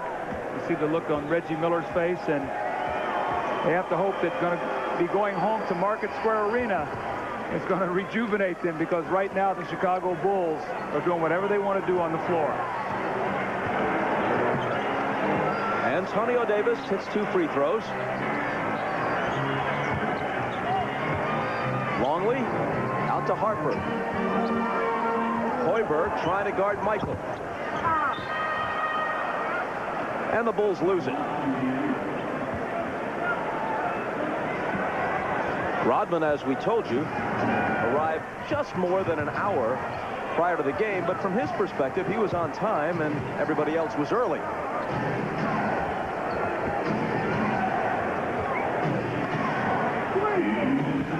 Smits. And he's coming to the free throw line. See, I think it's important for them to keep Rik Smits involved, Doug, because he has such a nice rhythm coming into this game. And for big guys, it's tough for them to get their rhythm. And once they get it, you got to keep going to them so they can keep it.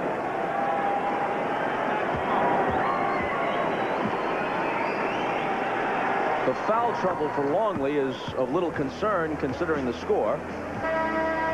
Now, we talked about Smits earlier, and you see he started slow in series. He started slow in the Knicks series, and then he picked it up in game 4 and 5. And you see he started slow in this series, and he was starting to pick it up. So now that he's got his rhythm, it's important that you keep going to him, even in a loss and in a blowout right now, and Larry Bird understands that. Smits finally breaks into double figures with 10. Pippen is back in the lineup. Jordan remains in the lineup with a 26-point lead.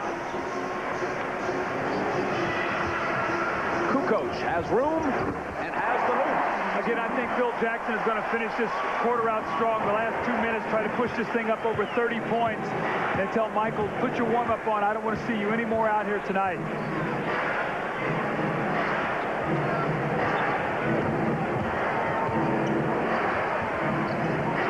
Smits has it poked away from behind by Michael. Kukoč is in the middle of a 3-on-2. And the Pacers break it up. Remember, when we talk about rest, if this thing should go the full 7, they will have played every other day for a week, beginning with Game 3 this past Saturday.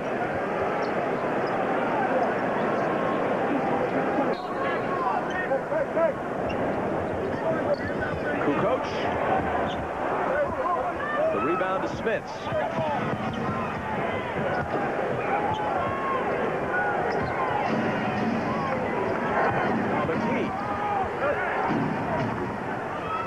And Smits finally getting some points in this third quarter, but much too late. That's some of the offense, Bob, that we saw in Market Square, where there would be penetration and Smits would slide out on that baseline, so when the big man helped, they could find him and he could make that little open jump shot.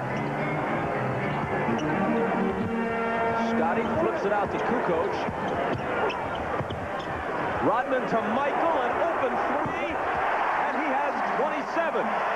See, that's the beauty of the triangle.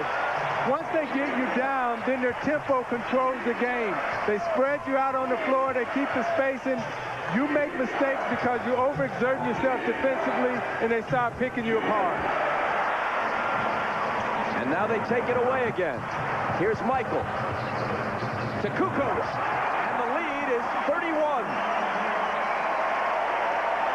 Indiana is saying, what in the world has hit us tonight? 87-56.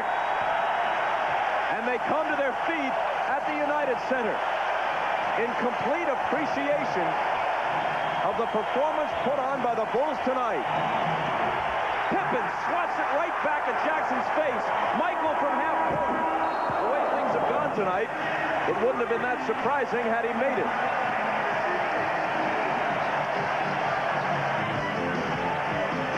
The whole series and the whole season series between these teams has been so close. And then from out of nowhere, it's the Bulls by 31. Back after these words from your local station. This is the NBA on NBC. Let me tell you a little love story. Happened at this wedding. Groom's buddies all sneak out and do the usual number on the groom's car, right? There it was, the most perfect black Ford Mustang known to man. So right when Mr. Shaving Cream's about to pull the trigger... I can't do it, man. What? Just can't do it. I mean, it's a Mustang. It'd be like defacing a national monument or something. Ford Mustang, built to last. Happy birthday. Oh, good. Another apple. Where's Danny? Oh, you can tell from the way I use my walk. I'm a woman's man. No turn to talk. Staying alive, staying alive. Staying alive. Thank you.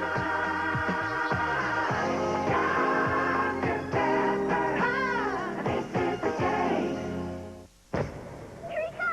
Does everyone like basketball? Everybody understand? You want to do something to help your community? We're going to do some fundamental work. You just got to get off the bench. And we're going to do some drills. And volunteer. Come on, good job. Anyone can get involved. It's worth it. Hey, the most important thing today is we're going to have fun. Team up to improve your community. Catch Jay with Ellen DeGeneres and Dennis Rodman, NBC tonight. This game is brought to you in part by your local Ford dealer. for all current owners of Ford, Lincoln, Mercury, and GM vehicles. Now get $500 to $1,000 in extra cash back savings from your Ford dealer. That's $500 to $1,000 cash back in addition to all current national Ford incentives. Here's how it works. First, select your new Ford and get $750 to $1,500 cash back, or choose low long-term financing. Then, take an additional $500 to $1,000. Combine the cash and save up to $2,500. This is a limited time offer. Visit your neighborhood Ford store today. There's an island where the waters are still, where the only thing you have to do is lie on your back, watching the waves rush in and out all day long, and where you'll need to go to recover after you return from our trip. Enter the Heineken Seek a True Adventure Sweepstakes, and you can win a trip to Costa Rica, Thailand, Mexico, or South Africa. And while you're at it, you might want to book your recovery vacation. This copyrighted telecast of the National Basketball Association may not be retransmitted, reproduced, or rebroadcast without the express written consent of the NBA. Scottie Pippen. Now you're going to watch here. Mark Jackson's going to back the ball down. Scottie says, don't help me. I have him. Don't help me. You stay with your people. And Mark Jackson says, I'm going to back you down. Now this is not Brevin Knight or Charlie Ward. This is Scottie Pippen. And Scottie says, Mark, not tonight. And that's sort of been the story. Scottie Pippen and Michael Jordan have been magnificent. And magnificent defensively, as you see throughout their careers. As the fourth quarter begins, Jordan is on the bench. To this point, he's played 32 of the 36 minutes. The Bulls had more points at half than the Pacers have at the end of the third quarter. That's how dominant they have been tonight, 57 to 56. And Pippen adds 2 more on the reverse. They lead by 33. Pippen came off that cut wide open. Kerr missed him, but the passing of Kukoč and the eye signal that he and Pippen had, Kukoč picked it right up and threw it right down the hole to him. Derek McKee with the little hook. Isaiah, the question I have is, on the opening I said that Indiana had planted a seeded doubt in the minds of the Chicago Bulls with their 2 great wins. With that said, the Bulls have come out tonight and made a tremendous statement. What is we going to see from Indiana back at Market Square? Do they think just going home is going to cure this? You know, Doug, in the series, when you walk in, the pressure was on the Chicago Bulls tonight to win Game 5. And when Indiana goes home, there's no pressure on the Bulls. The pressure will be on the Pacers. And right now, the way they're playing, they're not a confident basketball team. As Larry Bird worried about, and Jim Gray told us earlier, he worried that if the Pacers really believed that they could beat Chicago. I'll tell you one thing. It'll be loud at the start of that game on Friday night at Market Square. Some of the best fans in the league, one of the loudest arenas in the league. And they're undefeated at home in the playoffs. So, I mean, they have reason to believe that they can go home and get this ship righted, maybe get Jalen Rose back, and then he will help their bench. You're going to need it to be a little bit more than loud. You're going to have to figure out a way to score, to put the ball in the hole against this tough Chicago defense. Pippen's troubles at the foul line continue. He makes just 1 of 2. McKee shoots over Scottie and doesn't get the roll. Smits out to Miller, and Burrell fouled him.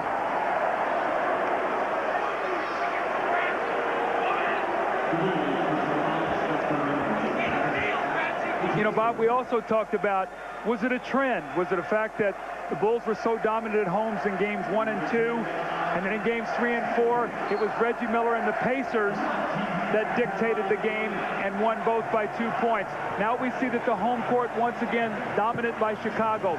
Will this be one of those series that comes down to 7 games with the home court being the difference? So you know what, Doug, it was a different kind of dominance. You know, in game 1 and 2, Indiana actually had a chance to win those games. In 3 and 4, Chicago had a chance to win the games in Indiana. But when you look at tonight's game, I mean, Chicago has totally come out and humiliated and embarrassed Indiana. I mean, this has been no contest. Reggie got poked in the eye. They called it 20 to give him a chance to gather himself, and Michael continues to watch from the Bulls bench. I think as he goes up for the shot right here, you see Scott Burrell comes up over the top and gets him, but right before he went over the top, his hand grazed Reggie Miller right in the eye.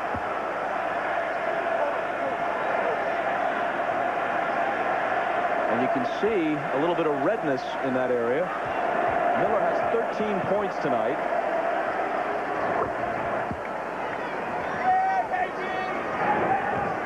And it's an even 30 again.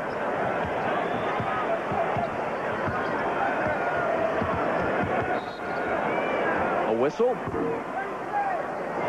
And an Indiana foul.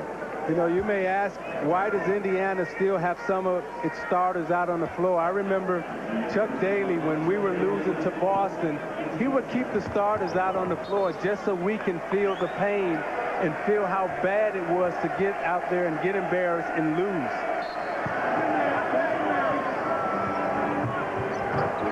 Foul was on Antonio Davis. Kukoč switches to the right hand and flips it home. Now, Isaiah, you said at halftime he was a beautiful man. You feel that way even though he put that pain on you and made you stay out on the floor in these kind of games? Well, it made us grow up. It made us learn. You know, it made us mature into champions. Antonio Davis stuffed it, and Pippen arrived late and fouled him. How many times did you have to endure it before you got the message? Well, we had to endure that type of pain that Larry Bird and the Celtics was putting on us for years. And what Indiana has yet to figure out is, you know, they've been to the Eastern Conference Finals a couple of times, and when you look at Bird's mentality and what he's all about as a champion, he's concerned that these guys haven't learned. They can't figure out how to stay away from that pain, so he's making them go through it now again. Three-point play for Antonio Davis after the 5th foul on Pippen. 10 minutes remaining. And it's through Scottie's hands and out of bounds. Back to Chicago after this. Do or Die Game 6, Friday night at 9 Eastern on NBC. Got your Bud Light, you can't hit my friend. Let's go. I'm thirsty.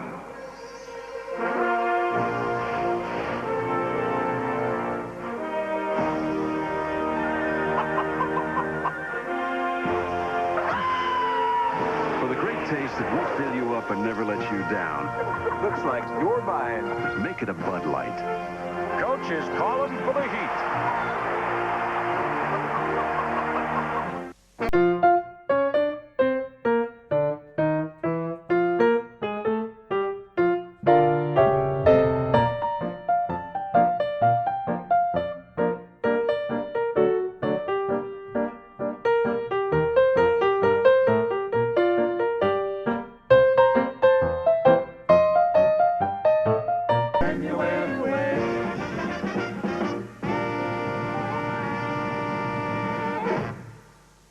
Sign a lot of autographs? Oh, yeah, you? Some. They asked me to bend stuff a lot. I can see that. What? It's Lois. She's in trouble. Did you look through that building? Well, kind of. It's glass. Lois! Superman, I've forgotten my wallet. I can't carry money in this. I'm powerless. I'm not. My hero. You can do more with the American Express card. Could you? For my kid. Introducing the most luxuriously appointed Acura ever made, the RL Special Edition. With distinctive features like heated, leather-trimmed seats, a 6-disc CD changer, diamond-cut alloy wheels, and accented body panels. However, by design, it is available only for a limited time. The RL Special Edition from Acura, the true definition of luxury, yours. The NBA on NBC is brought to you by Bud Light. For the great taste that won't fill you up and never let you down, make it a Bud Light. By Acura, the true definition of luxury, yours.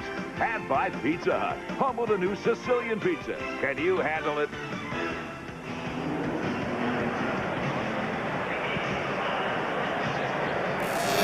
Scottie and Michael both out of the game with Chicago in front by 29.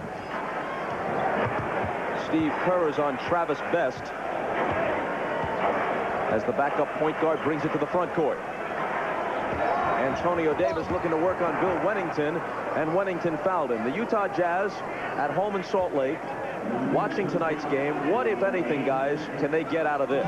Remember now, Utah was down 2-0 last year in the finals, and Chicago went to Utah. Utah won 2 games. It was a 2-2 series, and Chicago found a way to win Game 3. Michael had the big three-point shot to help win that game. He wasn't feeling well. They were able to find a way to win the game. They came home and put it away on Steve Kerr's jump shot. So, on Game 5. They came back and won it on Game 6. So they have been here exactly where the Pacers are, and they were on their home floor. And I think my biggest thing is, regardless of who Utah plays, they've worked all season long for that home court. That first game is going to be tough to win because they've been resting so long. Doug, if I'm watching this game and I'm Utah and I'm thinking that Chicago is going to win this series, I'm wondering, how do I match up with Toni Kukoč, Michael Jordan, and Scottie Pippen in the backcourt, because Phil Jackson has made that adjustment? A big assumption still to say that the Bulls will get there, because outside of this game, the Pacers have been competitive with them all year long, and they do have Game 6 at home. Wennington turns and misses. And there's a foul. A moment ago, Fred Hoiberg got his first basket on the breakaway dunk, and Michael is coming back in with 9:01 on the clock here in the fourth. I'm a little surprised at that move, because the one thing you do is you set yourself up in a 25-point game here. If, God forbid, you twist an ankle or something in a game like this. So, Phil's rolling little dice here that, Michael doesn't tweak an ankle or something, which could be a factor in Game 6. Yeah, but I think what Phil Jackson is thinking right here, Doug, is that we really want to knock the confidence out of the Pacers. We don't want to go to 7 games. So as much doubt as we can put in the Pacers' mind, right now we're going to try to do that. And also, he is 2 points from 35,000. So let's see if Michael gets 2 if Phil takes him back out of the game. Kerr to Michael against McKee. Juggled it, recovered it. Now it's Kerr for the 3. And Antonio Davis for the rebound. Whether this goes 6 or 7, the finals open a week from tonight.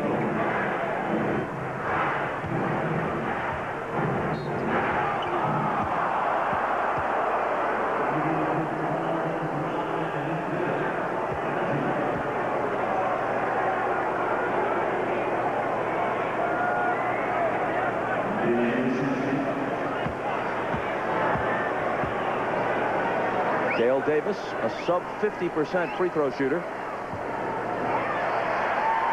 stays true to form. One of the guys who's really struggled tonight has been Travis Best. He was so brilliant in games 3 and 4. Big plays in both games. Remember that drive that put the game within 1 before Reggie's heroics. Tonight he is 0 for 5 with no assists in 14 minutes. Michael starts his move, spins into a crowd, and gets fouled. He has not missed a game, talking about the possibility of an injury here. He has not missed a game since his return from baseball in 1995. That's what makes Michael Jordan so great. The thing that knocked Larry Bird out in Boston was injuries. An illness knocked Magic Johnson out. An injury knocked me out of the game.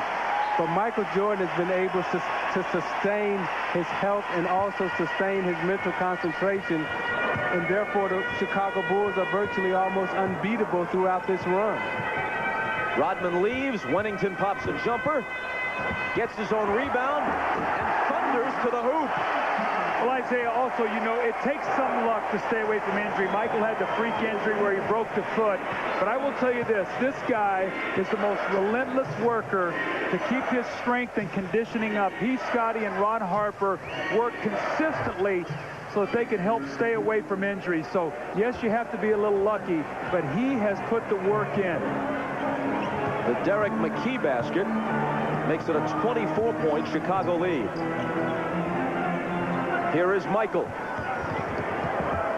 Throwing one up on the run, and it's another thing of beauty.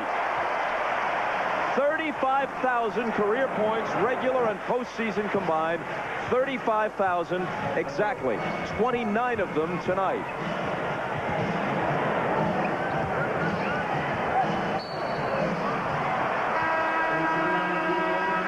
there's a foul against Chicago. Another couple of looks at Michael's last 2 points. 6:54 to play in the game. Chicago by 26. Now you watch this Jordan to square McKee up, and he break him down and takes him left and then cuts him off. Flips it high off the glass. And you're watching the NBA on NBC. And how are you going to stop that? You can only survive in what you find in the forest. We'll meet in 5 days here. And good luck.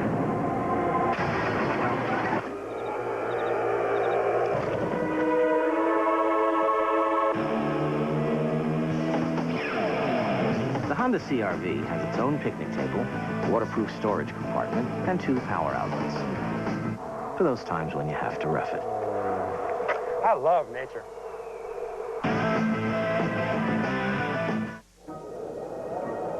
Unleash the beast. Unleash the beast.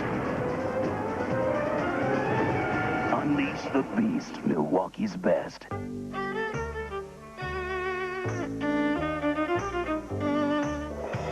It's a fast-paced world for small business today.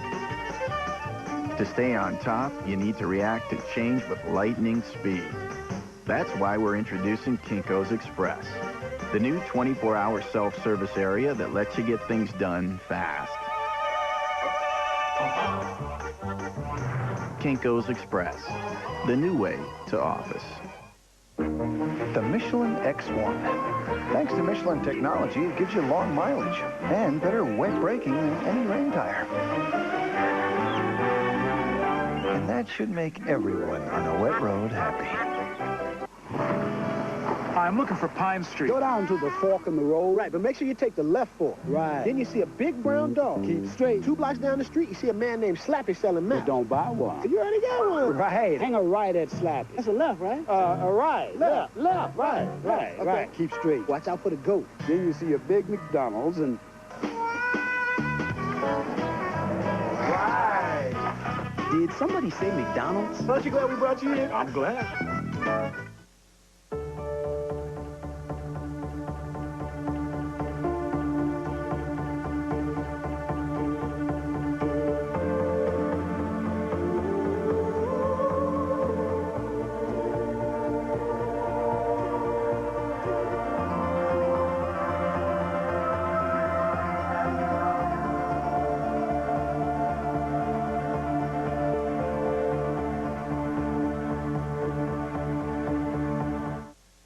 Now another Just Shoot Me moment. Nina, I know this magazine like the back of my hand. I am perfectly capable of making it to the men's room on my own.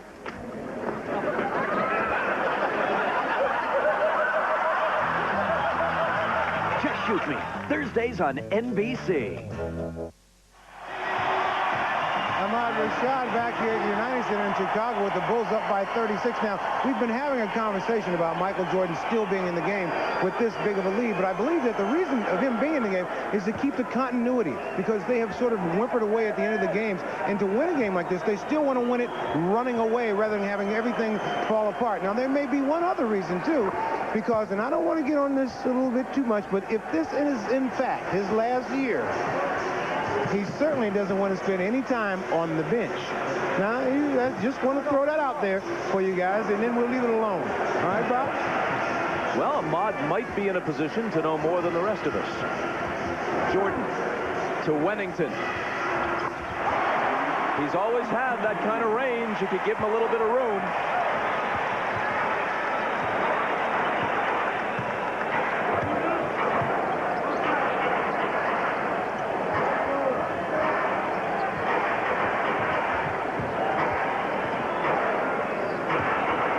On Travis Best. Clock winding down towards 6 minutes to play in the fourth. Hoiberg had to arc it high and missed it. Michael skies for the rebound, and you hold your breath if you're Chicago when he goes down on the play like that. With a 27-point lead. Yeah, and I think that Phil Jackson was holding his breath. Scott Burrell's coming in. Let's see if he gets Michael out of the game. If so, Michael's looking for a last touch here. Working hard without the ball. Wennington, though, will shoot it. Mullin Mullin takes it away from Simpkins.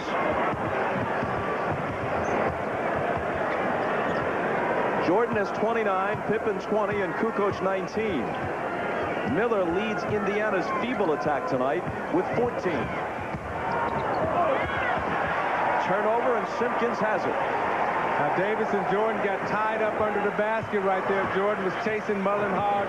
Davis laid his pick on him, and they got tangled up, and Jordan threw Davis off. See if Michael gets one more shot up. If he looks over and sees Scott Burrell and says, look, if it comes to me, I'm going to let it go. He's calling for it, but Simpkins wants a shot of his own. And he gets the basket, which the crowd reacts to. It's his first hoop. Reggie Miller might be done for the night. No use putting that sprained ankle to a further test in this situation. Offensive foul on the Pacers. See, that's a result of the tangle-up that he and Jordan had underneath. That's it for Antonio Davis with fouls, and it's it for Michael Jordan as well with 4:48 remaining. And he retires for the evening with 29 points and his team in front by 28. Now, Bob, I don't think the 29 is a huge number, but what I thought he did in that first quarter was establish what the Bulls were going to do. He got in that post early, got them confident. Scottie Pippen was excellent, and it really filtered on to the rest of his team. Judd Bushler getting some playing time now. Here's Judd with the ball. Simpkins. Oh, he thinks he's a scorer now. Right to the hoop goes Lubara Dickie Simpkins. And he draws the foul. We'll hop on the interstate. What do you say we drive it? Let's not fly. A little more than a 3-hour drive. You up for that tomorrow? In the Cracker Barrel. We're there. The restaurant gets a free plug now. They'll pick up your tab for sure this time. We'll be en route to Indianapolis sometime tomorrow and back with you Friday night at 9 Eastern, 8 Central for Game 6 from Market Square. The Big Three can sit back and enjoy the last 4.5 minutes. Bob, if I'm not mistaken, it's either 5 or 6 offensive fouls the Pacers have tonight moving on screens. Boy, is that Travis Best quick, though. He sliced through there in a hurry. Well, that's the problems that he posed to the Chicago Bulls in 3 and 4. Now, in games 3 and 4 tonight, we have not seen that. They have really had a good handle on him. Now, remember when he first came into the game, Randy Brown had the primary task of guarding him early. Now we see Steve Kerr with him. You know what's impressive to me about Chicago's second unit that's on the floor right now? Now, this is garbage time. This is rat time. But they're still disciplined enough to execute their offense. And, Doug, you know from being a coach that a lot of times at this point in the game, guys that come down and get out of their patterns and everything else. But let's watch Chicago and see how they continue to execute and space the floor. Bushler, his first shot. Got a good look, but missed it. Best pulls up, and Simpkins rebounds the miss.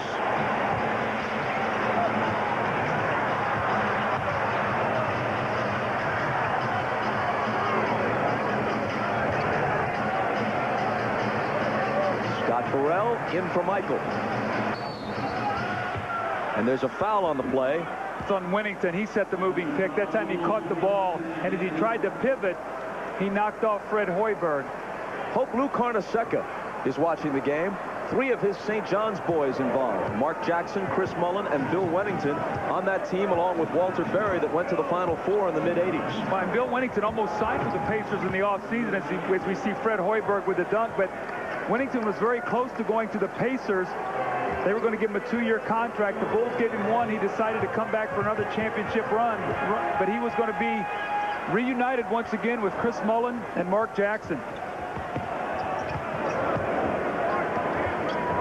Simpkins lost the dribble, but it bounces to Wennington, who cans the jumper. He's got 8 off the Chicago bench.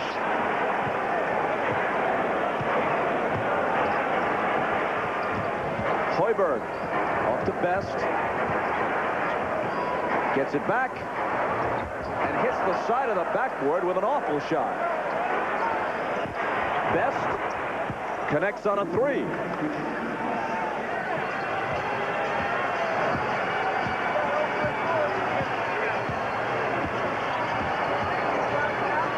Chicago by 25, which was their lead at the half. Simpkins. And at 5'11", Best has the rebound. Takes off to the other end, and there's contact and a foul on Chicago. With 2:25 left. Back to Chicago after this. It's an Acura 24-valve V6, like the Acura NSX. It's the power of sequential multi-port fuel injection, like the NSX. It's four-wheel independent double wishbone suspension, like the NSX. It's comfortable seating for 5, like 2.5 NSXs. It's the TL from Acura, the true definition of luxury. Yours. There's a medical emergency, but no hospital. What do you do? Build one. Leadership. Learn it now in the Army Reserve. Use it now in your career.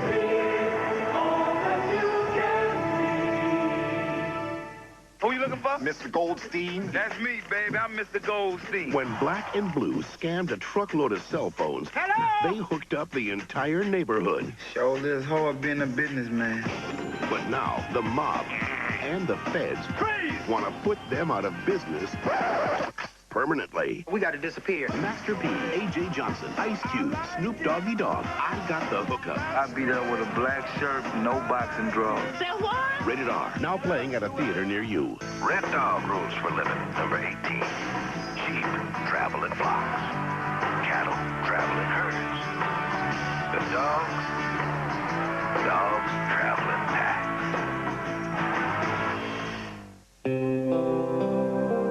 Send your packages in 2 days with FedEx to lots of different places. You get lots of different prices.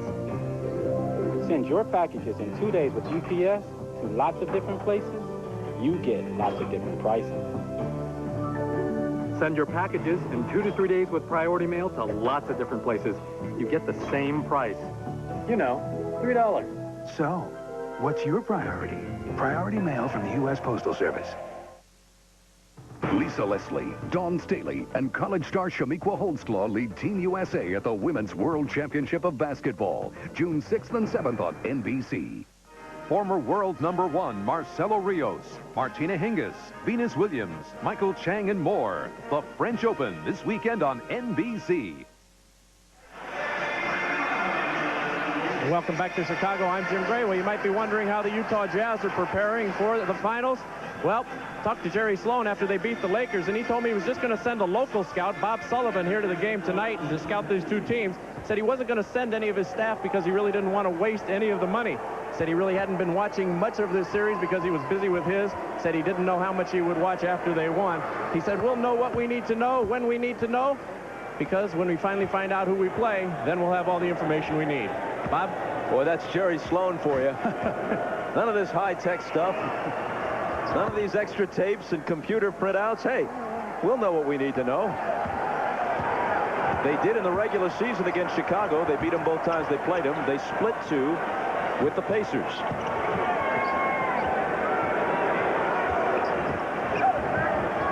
Bench getting a chance to play. Bushler can't get his first field goal. Hoiberg, a 3. Simpkins has the rebound. They have Randy Brown, Judge Bushler, Dickie Simpkins, Scott Burrell, and Bill Weddington on the floor.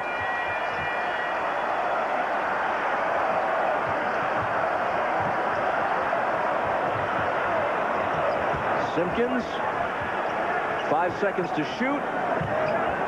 Weddington tried to and was fouled by Mark West, who's making his first appearance of the series. He's the only present Pacer who has ever been to the NBA Finals. He was Phoenix's center, at least one of them, in '93 when they played the Bulls in the championship round. I coached Mark West for a year in Detroit. He was one of my favorite players. He's the ultimate pro. He was great with young guys. He came to work every day. And unfortunately for us, we played the Orlando Magic in the first round of the playoffs that year, and he had to go against Shaquille O'Neal. But this guy is the ultimate professional. I have the great respect for him. Now in his 15th year out of Old Dominion. Not only is he a professional, but he's also very intelligent. In the summer, he's a broker. That would be a stockbroker? Yes. Yeah. Because there's lots of things you could broker. That is true, Bob. West. Hey, how about that? Chance for a three-point play. A stockbroker and a hook shot artist, too. But a poor free throw shooter. This is one guy you don't want at the free throw line in crunch time. You know, most stockbrokers that I've encountered in games at the YMCA are very poor free throw shooters. And West misses that one.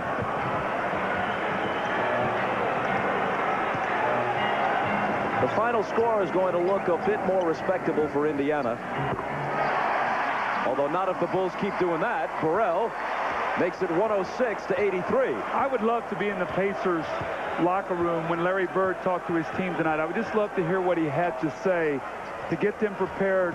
Now they've got to beat the Bulls 2 times in a row to knock them out. And the next game they face is an elimination game because now it's pressure time. They know they cannot lose, Bob, so that puts more pressure on them as they play at home. I think when he goes back in the locker room and he says to them, hey, let's just forget about this game. We know we're a much better team than this. Let's go back, get our rest, come out game 6, and fight for our life. How would you like to be Larry Bird's dinner companion after this one? See, I think these type of losses are easier for a coach and players to take when you lose by margins such as this because you know you can play better and you know you're a much better team. I think those 4 or 5 point losses, those are the difficult losses to take. And you don't know whether Reggie's just hit the game-winning shot or they're losing by 22 points. Again, it's the consistency that we talked about. Larry Bird, this is the same way he approaches every game. No matter what the magnitude is, that's the same look that you get. Hoiberg hits the free throws. Less than a minute to play. Dickie Simpkins has it rejected by Dale Davis. Hoiberg runs into Kerr. The officials don't blow a whistle as we play out the last few seconds. And now Burrell stuffs it back in Hoiberg's face. But officials not going to blow the whistle at this point in time unless it's something that's pretty obvious and flagrant. They want this game to get over just like Indiana does. Isaiah, one thing you learn as a player real quickly, at this stage of the game, you don't go to the basket because the referees want to get this game over too. So you'll look around and say, where's the foul? And they go, are you kidding me? Pull up and shoot the jump shot. Well, Travis Best didn't, and he did get the whistle here, so he'll come to the free throw line. Bird flanked by his veteran assistant, Dick Harder, and the young assistant, Rick Carlisle. It's Carlisle who designs their offense, and Harder who puts their defense into effect. I think one of the things they're going to have to talk about is Michael Jordan early in the post. If he does that in Indianapolis, what are they going to do? And the outside series that Chicago hurt them with Pippen tonight, roaring around that corner and getting the ball to the basket. Those were 2 specific things that they're going to have to talk about before they play on Friday night. Yeah, on the defensive end, that's correct, Doug. And on the offensive end, I think they're going to have to figure out a way to get Smits involved earlier so he can establish his dominance in the post if he can unlonely.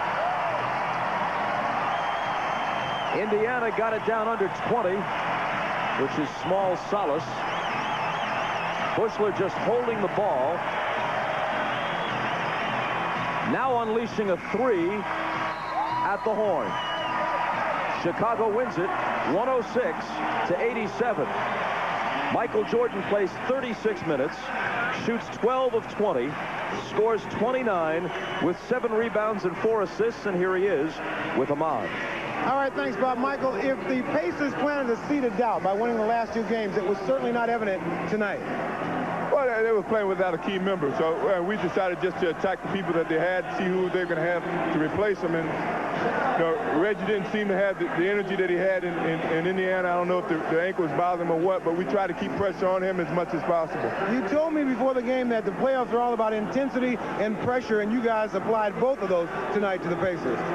Yeah, I was saying it earlier, we haven't been put in this position in a long time, and this is good for us, I think, to learn how to focus and to go out and do our jobs when we have to do it. And, we'd like to go ahead and take care of business early, but, we've had problems early, and, our backs to the wall. We had to come back here and win a game, and now we got to go back to Indianapolis and win a game. Tonight, it seemed like all of you guys were focused, and obviously the plan was just to attack the Pacers. Well, it's very obvious that we were focused. I mean, you can see our all-around play. You know, everybody came out and contributed, and you know, when we play our best basketball, that's when that's when everybody's contributing. And you know, tonight was a good example of that. All right, Michael, congratulations on a good game. We'll see you on Friday. All right, back to you, Bob. Ahmad, thanks. We step aside for a moment. When we return, we'll hear from Scottie Pippen. Chicago leads the best of 7, 3 games to 2.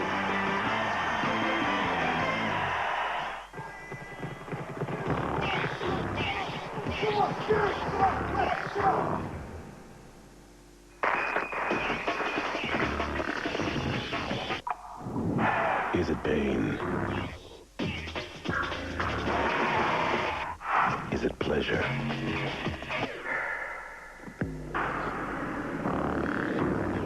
Gatorade, is it in you?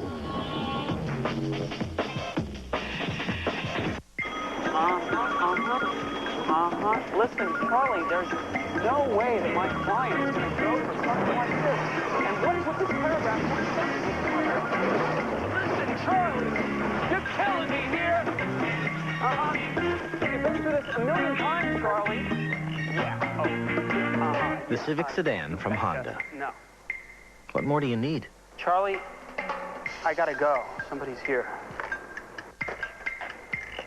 In closing, Todd, I think it's extremely insulting that some people get the best equipment, a think pad, but we have to schlep around these slow, ugly, cheesy pieces of... You can't write that.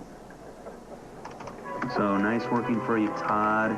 Enjoy the rest of your silly political little life. What are you doing, Phil? Period. Set. It's your new ThinkPad. Unsend. Unsend. ThinkPad. It's what they want. And now you can afford to give it to them. Who can wait for the end of the month? I need to know right now. I am able to get information on the internet. I can go to my Prudential account online any time of the day. Prudential has definitely made me a better investor. I'm participating, I'm there, I'm looking at it, and I'm making some judgment calls, and I'm calling my financial advisor. I can make decisions. I have control over my finances, and that's important to me. Introducing the Sicilian pizza from Pizza Hut, the most intense-tasting pizza ever. This ain't no waltz through the daffodils.